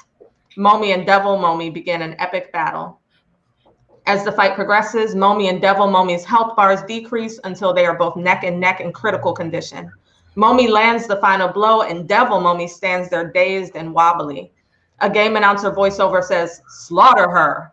Momi pulls out the grand finishing move and collapses Devil Momi to the ground. Momi stands victorious, her chest heaving from the labor. A game announcer voiceover says, "Mortality." Momi wins. The spotlight shines on Momi again, and the rest of the lights fade, concealing Devil Momi's body in darkness. Momi attempts to fix her disheveled appearance and tries to catch her breath. It's really hot in here. Does anyone have any water? Never mind. Never mind. It's fine. It's fine. Sorry. I'm totally cool. Anyway, a fun fact about me is that I can hold my breath underwater for 3 minutes. Scene 13. Momi is on the phone, stage right, and her friend Marcy is on the phone, stage left. I'm telling you, Marcy, I looked like a fucking idiot. It was like an outer body of experience. Like I was all sweaty and I couldn't breathe. And now people are steering clear of me. Feels like my whole world is ending. Yeesh. Ooh! What if you were like possessed or something? Shut up. This is serious. No, for real though. I was watching this video essay about a woman who thought she was dreaming about killing her husband, but really she was sleepwalking and threatening to actually kill him every night, but he was always able to wake her up in time. Anyways, sis thought she had just hated her husband, but actually their house was possessed by the spirit of a woman who killed her abusive husband in the late 1800s. True story. And I'm sure there are all sorts of ghost stories swarming around that HBCU. Enslaved ancestors, Confederate soldiers, slave catchers, all sorts of bad juju. Ma'am, now is not the time for your bullshit ghost stories and true crime. This is my life, not the History Channel. I didn't see it on the History Channel. It was on YouTube. Who even has cable anymore? Either way, I'm 100% sure that woman, it didn't happen. And you need to stop watching that YouTube channel because they're making shit up. And there aren't any ghosts here.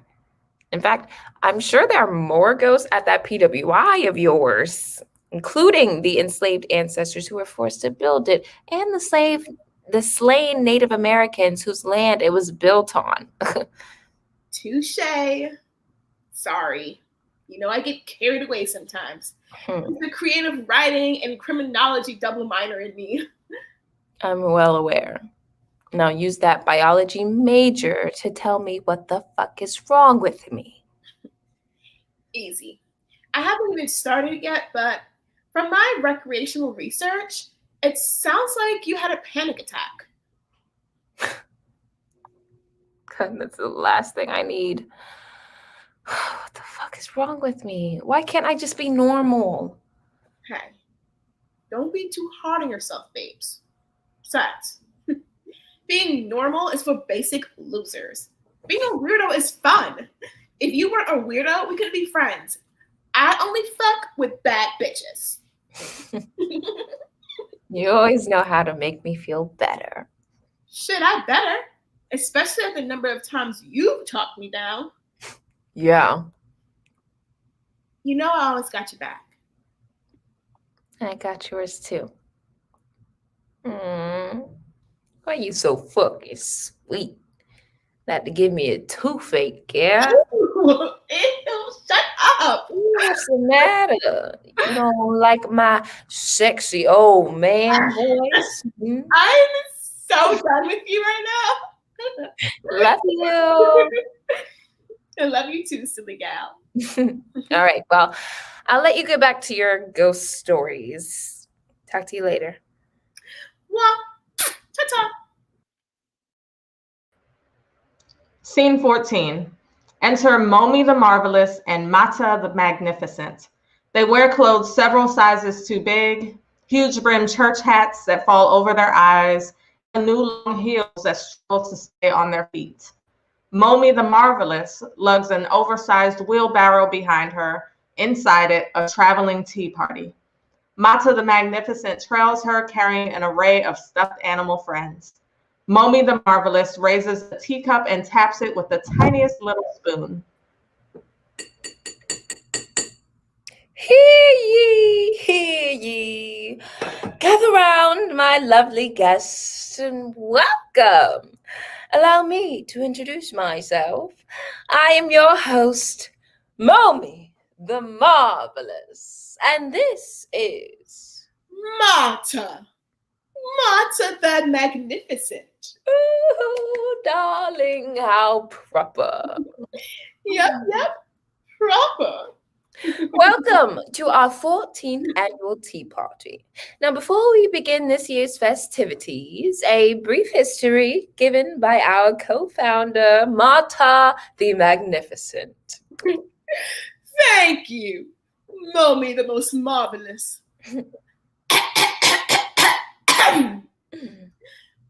A brief history. The annual tea party started 14 years ago when me, Mata the Magnificent, and she, Momi the Marvelous, first met. We needed to practice being proper ladies, and we needed a place to tell secrets, so here we are. I couldn't have said it better myself. Thank you, darling. Indeed, the tea party originated in Mata and my's youth, and when we were so young and gay and full of machinations and ideas, and ooh, how the time has passed. I was once a spring chicken, and now is what makes this year special. In years past, we have sipped tea and played dress up, but this year's party... Ooh, can I? Oh, indeed you may. This year's party, this year's tea party is extra special because we're hosting a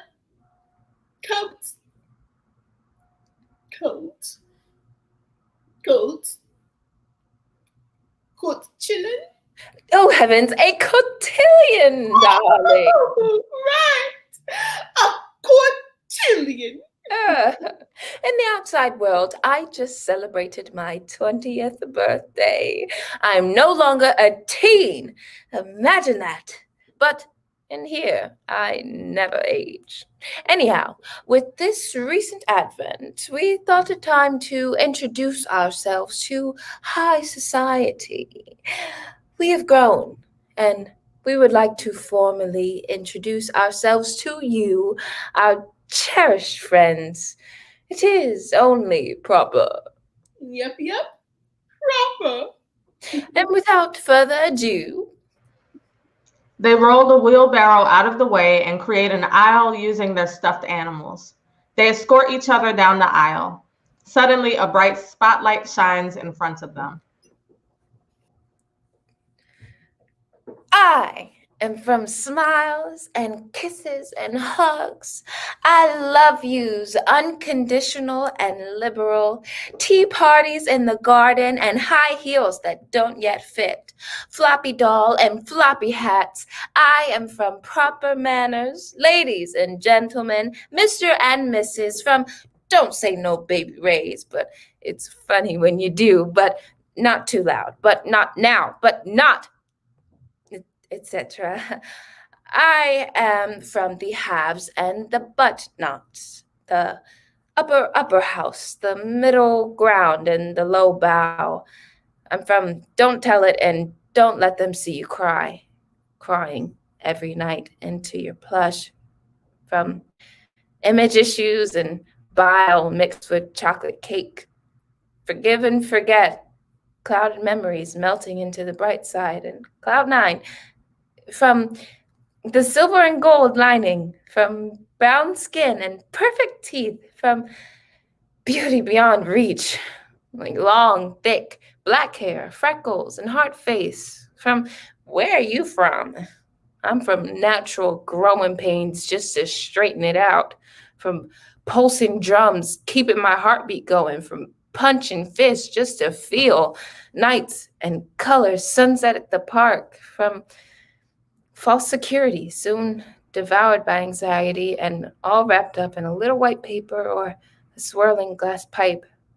From I hate you, but I love you. From the smell of hard metal, God, you're everywhere. From beautiful on the outside and twisted on the inside, I am from these moments. Manicured lawns, Squeaky clean interiors, fabuloso, and drowning and lying and denying. From smiles and kisses and hugs, from I love yous, conditional and liberal. Aye, and from hitting spaces, big brown boxes turned to rocket ships, tea parties in the garden. I am from eating clouds and tasting the snow, splashing in puddles and rolling in mud.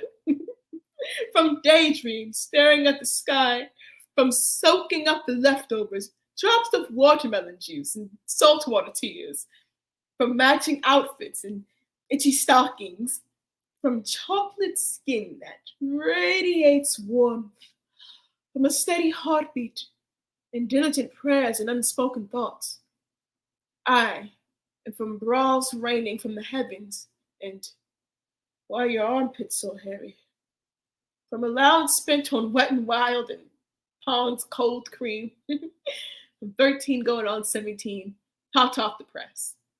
From people noises, whispered secrets, religious I love yous, proud celebrations, shouting matches, bubbling tears, and hushed swears.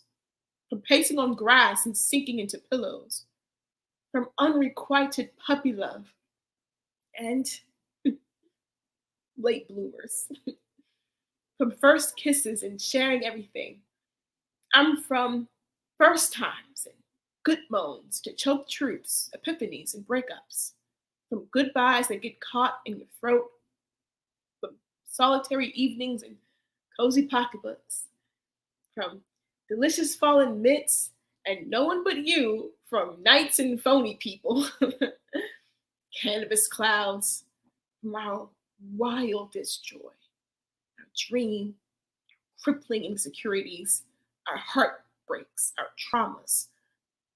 I'm from these moments, molded in your image, deeply in love, and glad to be needed. Growing to a woman from a girl.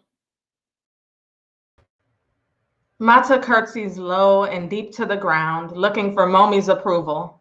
Momi begins rapturous applause and encourages the audience to do the same.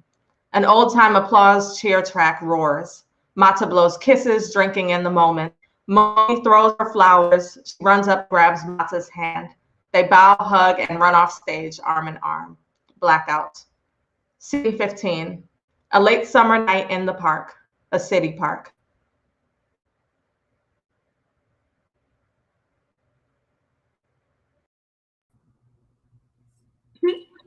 Momi has grown up so much. She's certified grown folks now. We don't play as much as we used to, but we still visit the park a lot. And she drinks and smokes weed, and I lay in her lap and cuddle. It's nice. She still carries me in her purse everywhere too, so I hear everything. College has been so much different than high school. No one talks about God and hell and fire and torture and stuff. They talk a lot about other stuff though, like polite, political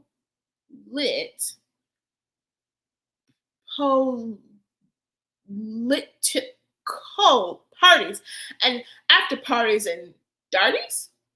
The first few years, Momi just sort of focused on getting good grades, but this year, Momi got her first real boyfriend. And don't tell anyone I told you, but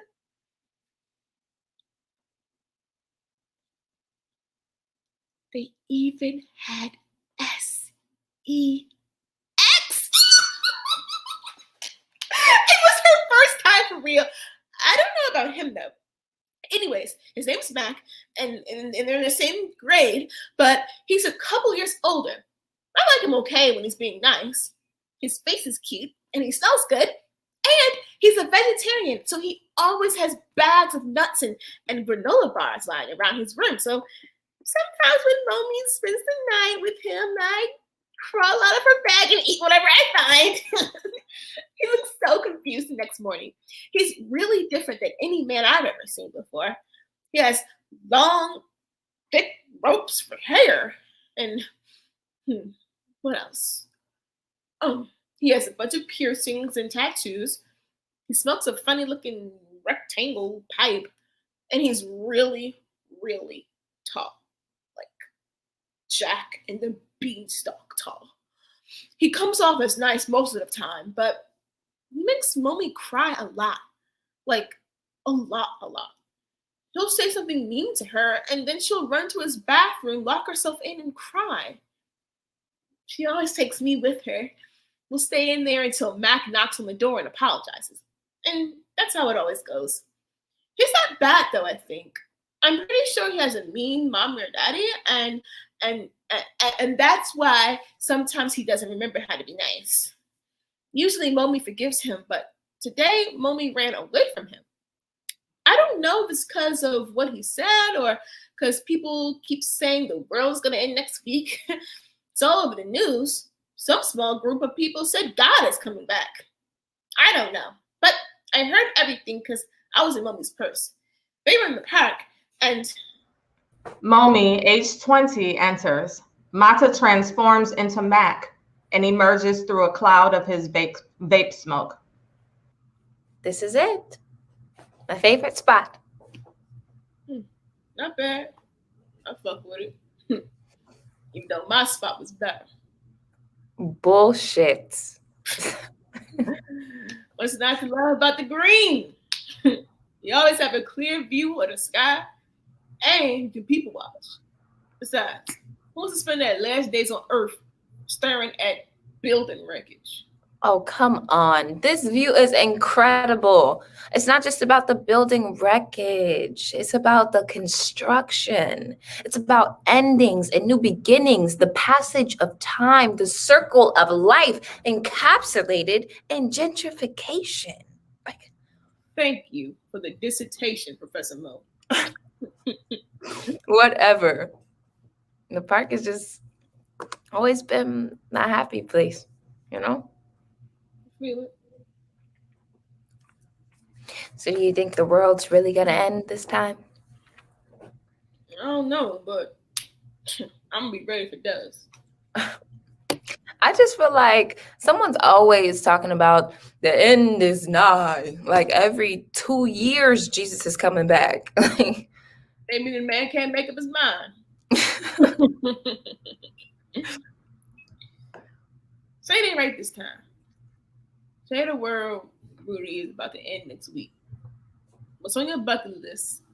Or what do you regret? Which one do you want? The bucket list or the regrets? Both. Oh, okay. Jays. Bucket list. I want to go base jumping. That's the one where you dress like a flying squirrel. Sir, it's called a wingsuit. My bad. Same thing. As I was saying, I want to base jump. I want to snowboard out of a helicopter. I want to drive a motorcycle. You're going to be gone before the rapture. Shut up. No, I think that's all my death-defying stuff anyway. What else? I want to try shrooms. I want to get tattooed, but like a full sleeve, because I the fuck not. And I want to grow my hair to my butt. That doesn't count. That takes longer than a week. Fine. It's a regret then. What else? Oh, I know. I want to confront anyone that's wronged me and tell them about themselves. Like really light into them. Just straight up drag their ass. No. What? You asked. What's on your bucket list? We're not done yet. Regrets. Wow, you really trying to get all up in my business. You want me to? Maybe. I would regret not making out with you.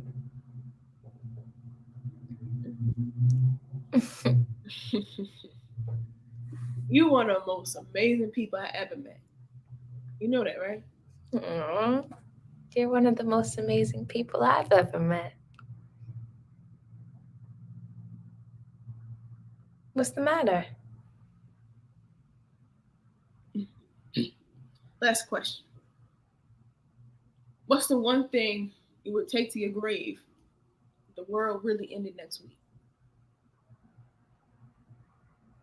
Well, if I tell you, I wouldn't be taking it to my grave. Now would I? I feel so safe with you. The safest I've ever felt with anyone. And there's something I thought I would take to my grave that I want to get off my chest. Okay, baby. Of course. I don't want you to think less of me as a man. I would never. Look, you can tell me anything. Well, when I was younger, like a little kid, couldn't been more than like 7, 8, I had this babysitter.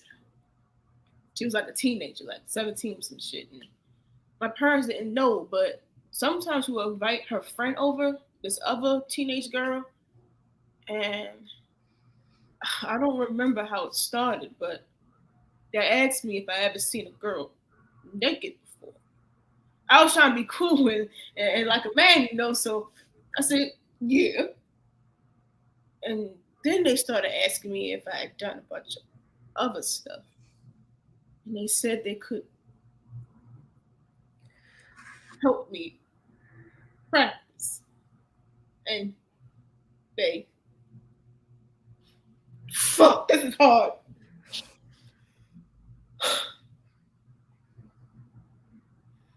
They did stuff to me and made me do stuff to them. And I was just a little kid, you know? I asked myself why for years. What two grown women would want a little ass boy? I never told anybody until now because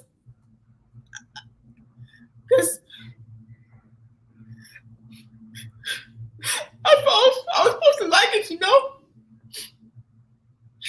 Because men are supposed to like it. But honestly, I was always scared.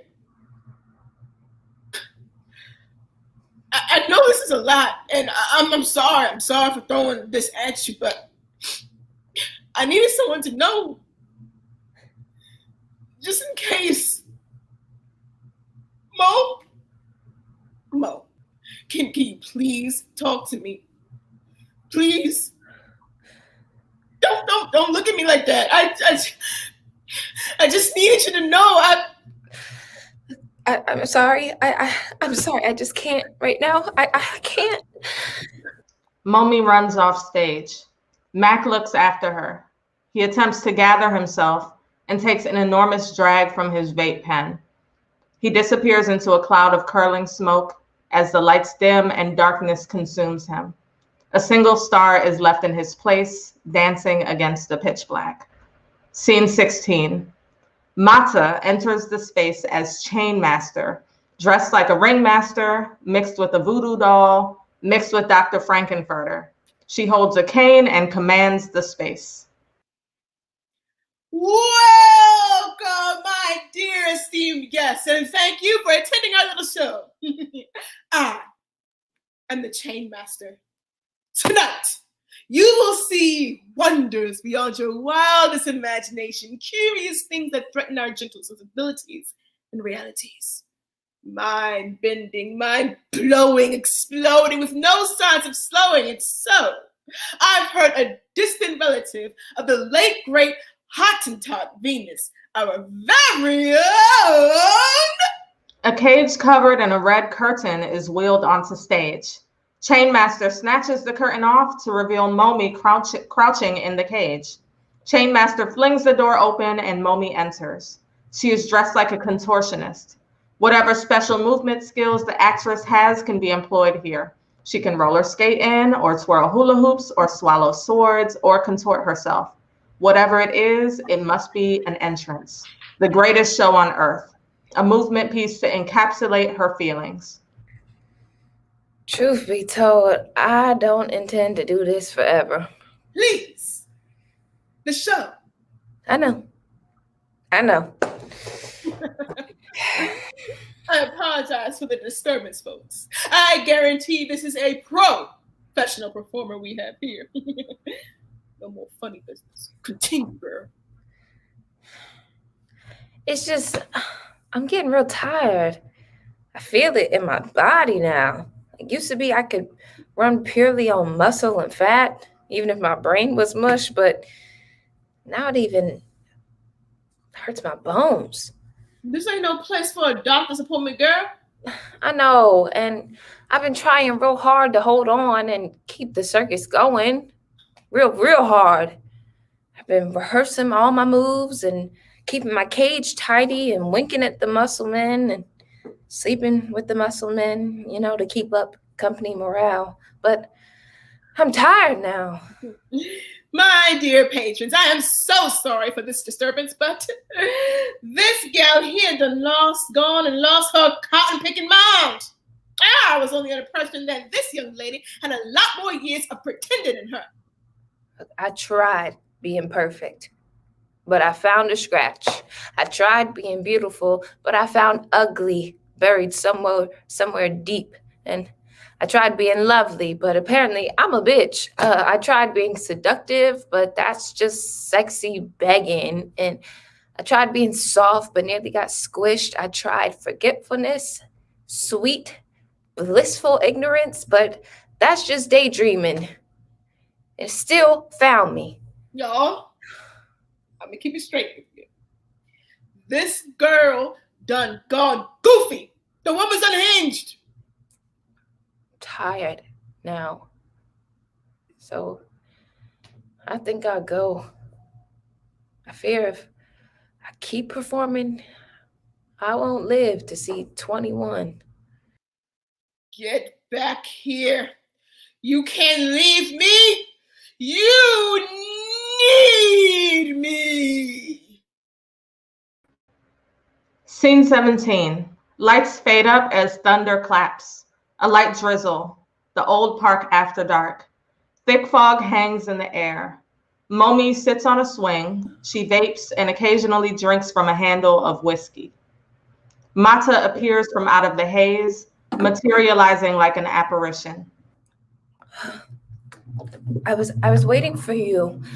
What's the matter? I think you know.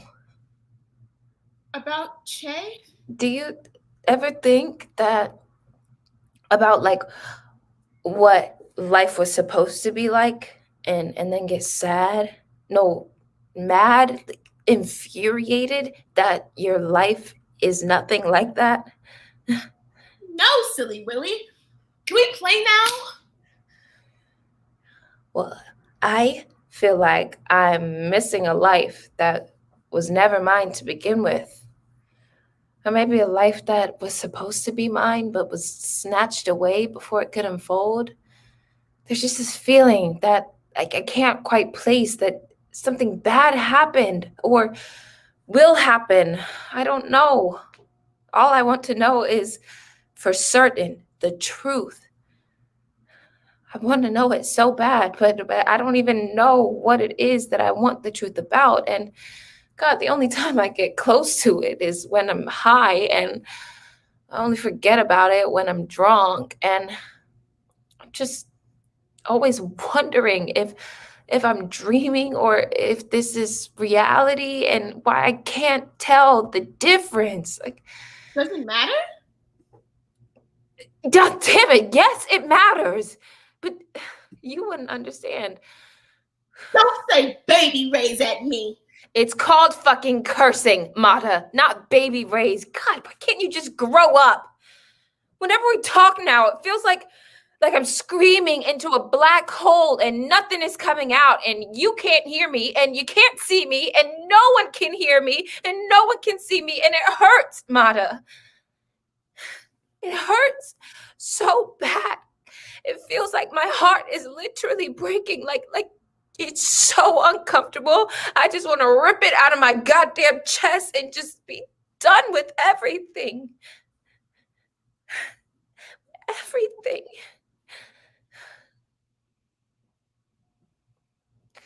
Today, I was walking to my dorm, and after class, I just started crying on the street in broad daylight, just bawling my eyes out. And I must have passed at least 20 people. And out of 20 people, not one person said anything. Not one. And in that moment, I looked at the street and everyone going about their way and all the cars zooming past, and I thought I should just, things would be better if I just stepped into the street, you know? Maybe then I'd know for sure what's real and what's not. And I'm not mad. I'm not mad at you, Mata. I'm not even mad at the people on the street, because I don't know if I would say anything either. But I just think, like, wow, the world is ending and people still can't hear me and they still can't see me, and maybe no one ever will. I can't even hear me or see me, and maybe it's just too late. Please don't be sad, Momi. It hurts. Something bad happened. Happens. God. Do you know what it was? Did I tell you? The rain picks up strength and increases quickly. We should go play inside.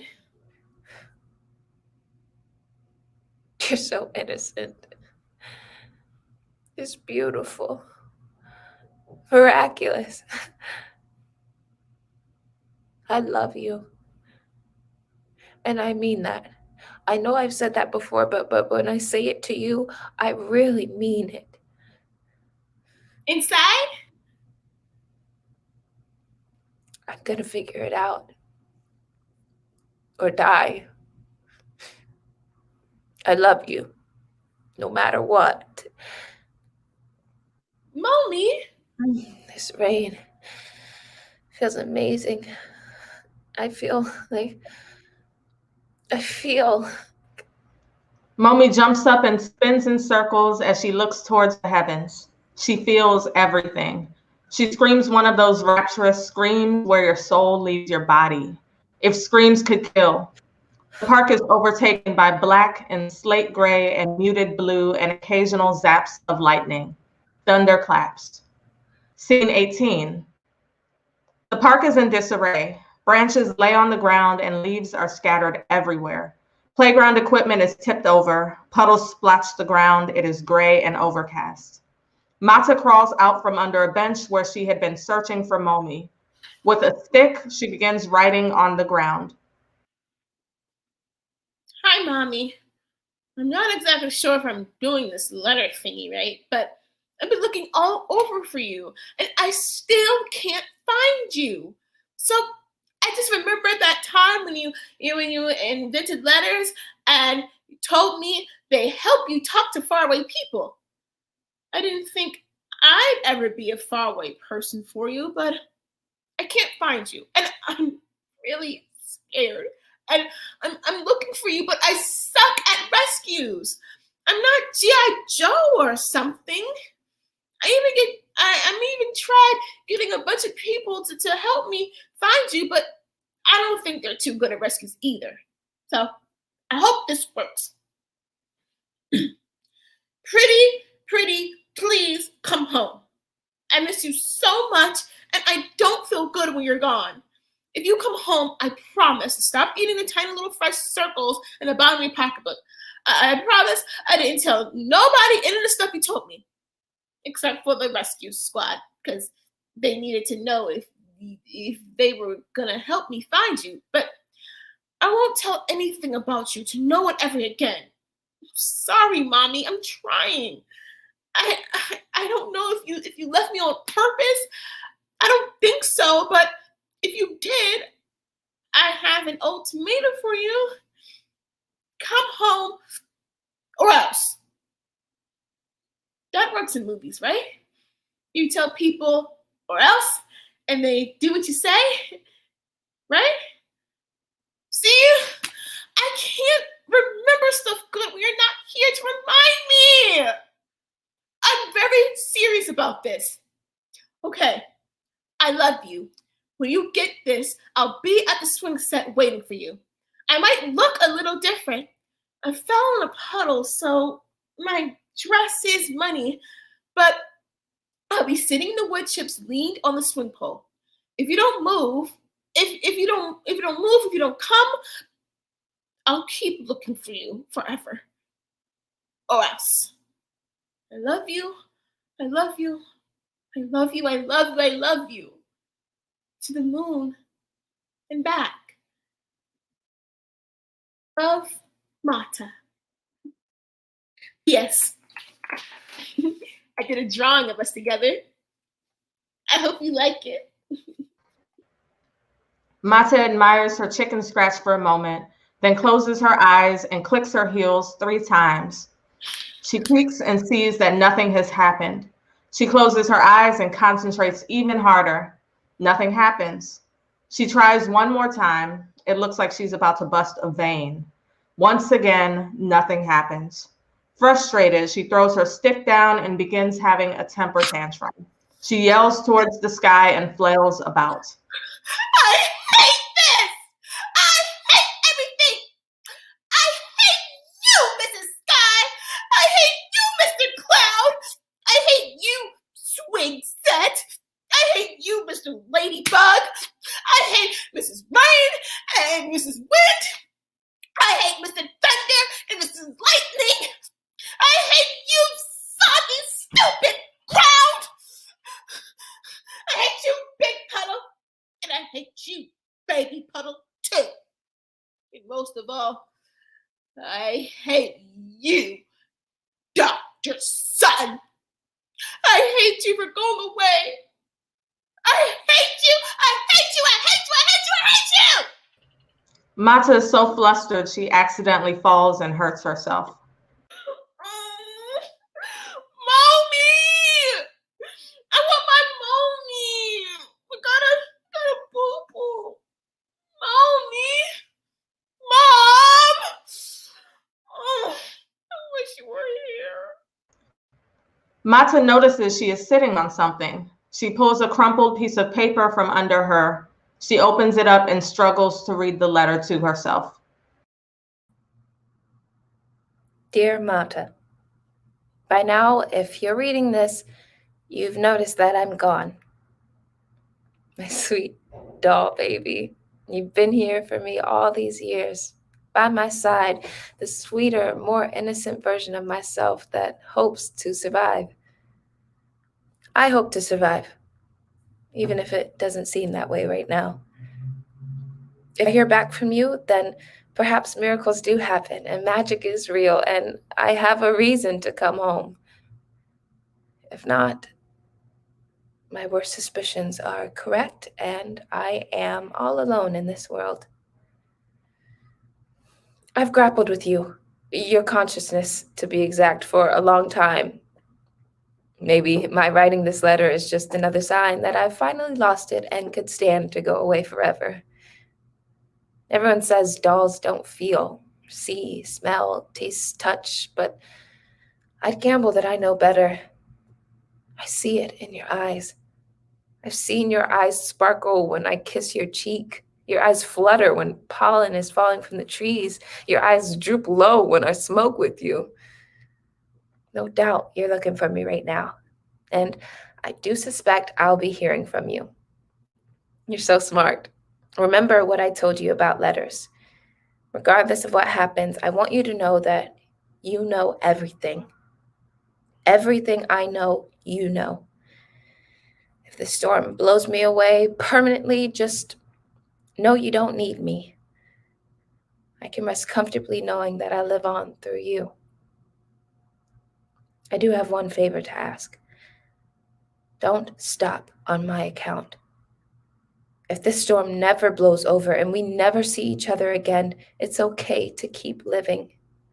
Stay at the park. Let some other little boy or girl find you and love you, and you love them back with every fiber of your stuffing and threading. Lastly, I'm sorry. This is not your fault. If anything saves me, it will be you. I love you. To the moon and back. Yours eternally.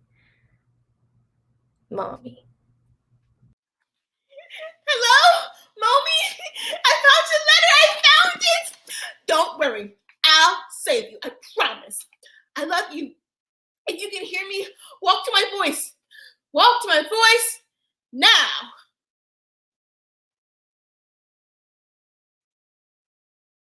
Now.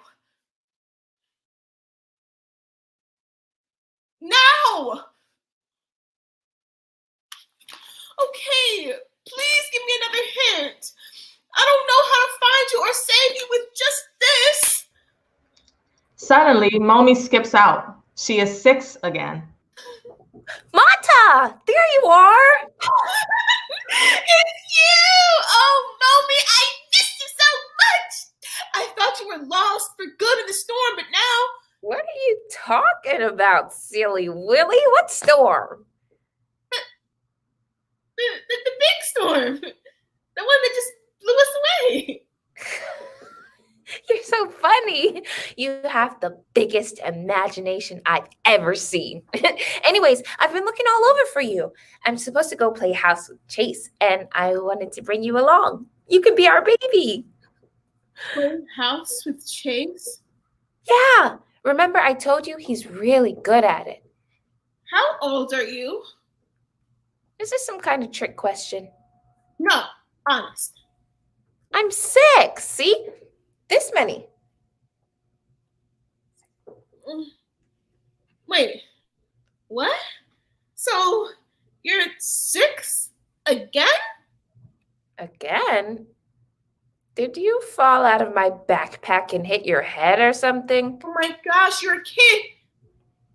And you were about to go play house with Chase. Yeah, he's waiting for us. Come on. Oh, wait, no. We can't, Mommy. We can't go play house with Chase or something bad is going to happen. What are you talking about? Chase is bad. No, he's not. He's our best friend. No. Hey, you're not being nice. If you don't want to play house, then you can just stay here. Momi begins to exit. Mata tries to move to grab her, but she can't. She's frozen. Please don't go. Please. He's not nice, Mommy. Stop it, Mata. You're being weird. I'll see you later. Momi skips off stage and Mata stares after her helpless. As soon as Momi leaves, Mata can move again. No. Damn it. I mean, darn it. Shoot. What am I supposed to do now? Suddenly, thunder claps and Mata runs for cover under the bench. She hides for a moment. The rain picks up and lightning streaks the sky. Blackout. The lights fade up. Things have settled. Momi sits center stage with her face burrowed in her knees. Mata crawls out from under the bench and gently walks up to Momi and taps her on the shoulder. Momi? You're supposed to be hiding, silly. What? Why? Because we're playing hide and go seek. Oh. Are you still 6? Nuh-uh. I'm 7, silly. You were at my birthday party. Wow. I mean, Right. Oh, we don't have time to play hide and go seek right now, though. I need your help with something. Yeah, anything. Okay, well, I have to learn how to kiss, like right now. This has happened. This already happened. I wish. Then I wouldn't be so nervous. Anyways, Chase says I'm his girlfriend now, so we gotta kiss and stuff. Kiss and stuff. Yeah, so I need to practice with you. Wait. Okay, so I think you're supposed to close your eyes and stick out your lips like this. I think that's how you do it. Or maybe I should be like upside down like in Spider-Man? Oh, I don't know. No, listen to me. Do not kiss Chase. Mata, stop it. I really need your help. I'm serious, really serious. Like, cross my heart, hope to die, stick a needle in your eye, serious. Oh, that's really serious. I don't know, Mata. I want to learn. He said it's fun. He's old. No, he's not. He's cool. When he tries to come near you, do this. Stop! Don't touch me there. This is my private square. STOP. Stay the heck away from me. I don't want your STD, so F yourself instead of me. Mama, you're gonna get it. You said F yourself. You're not supposed to say that. That's a baby Ray. And what's a SDT? STD. It's a disease you get when you kiss people. Like cooties? Exactly. Just like cooties. So don't kiss Chase or you'll get cooties and die. You're so funny, Mata. Where'd you learn all that stuff? From you in the future when you're a grown-up. Oh, crap. Oops, I mean fudge. I gotta go. Chase is waiting for me. No, please don't. I'm begging you. He's gonna hurt you, Mommy. I'll be fine. And if you get hurt, it's gonna hurt me too. Please don't say that, Mata. You know how much I love you. But how much? To the moon and back. Exactly. To the moon and back. I know you want to keep me all to yourself and play, but I gotta grow up sometime. That's what Chase says. Everyone's gotta grow up sometime. Momi hugs Mata. Mata tries to hold her tight and never let go, but Momi easily slips away as Mata is frozen again, her arms wide, a vacant space left where Momi was.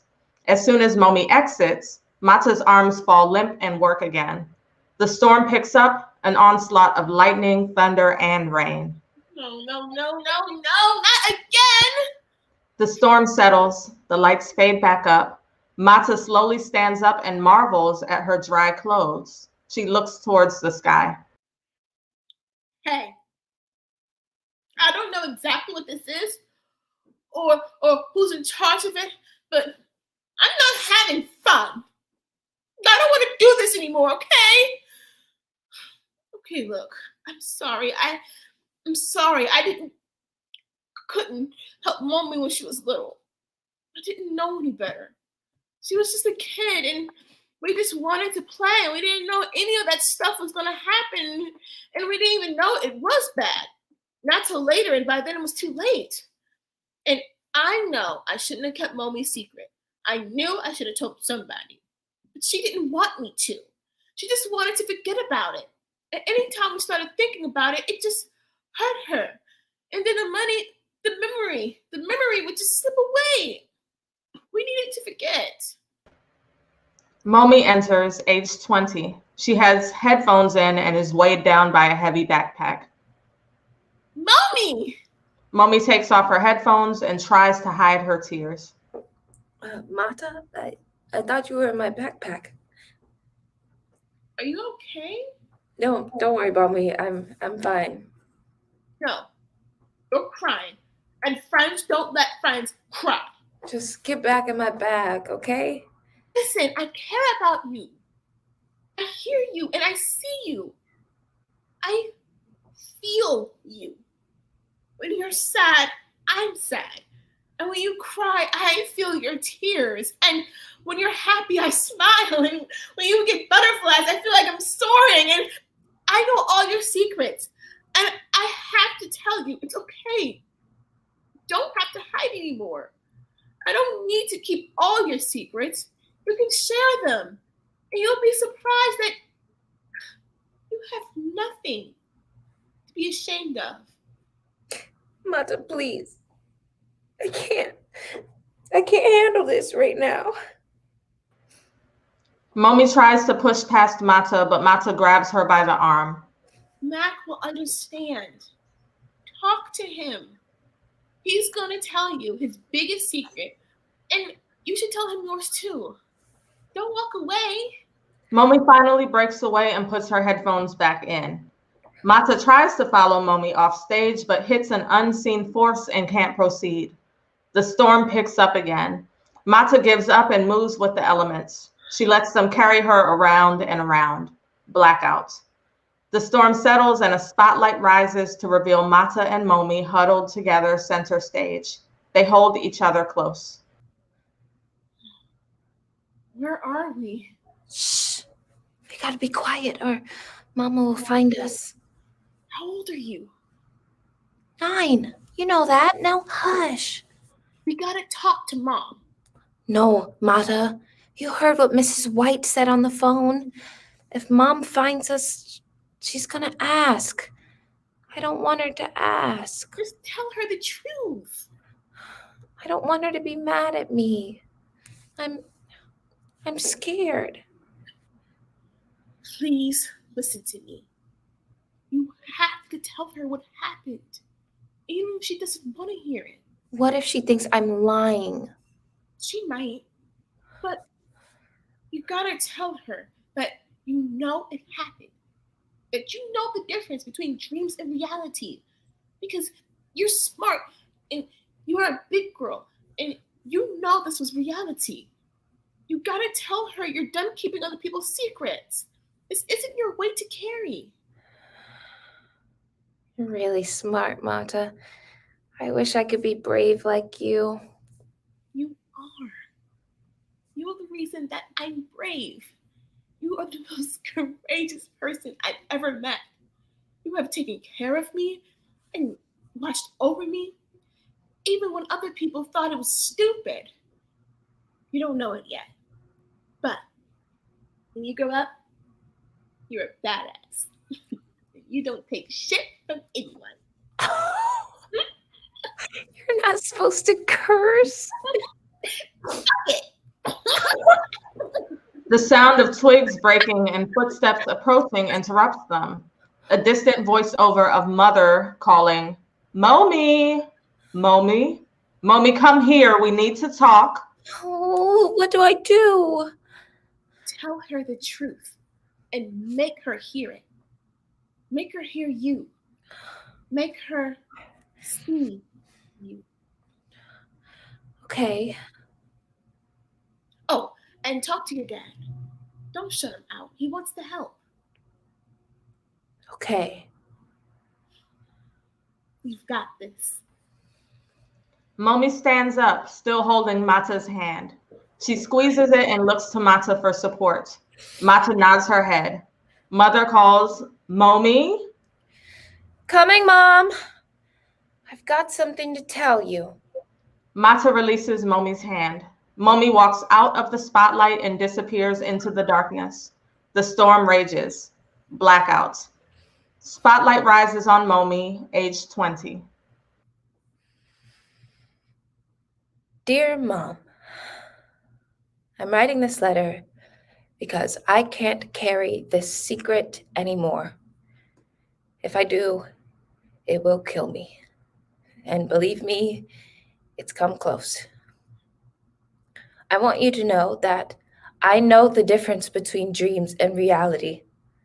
All those years ago, when you told me that I didn't, it crushed me. It made me feel small and stupid and insignificant.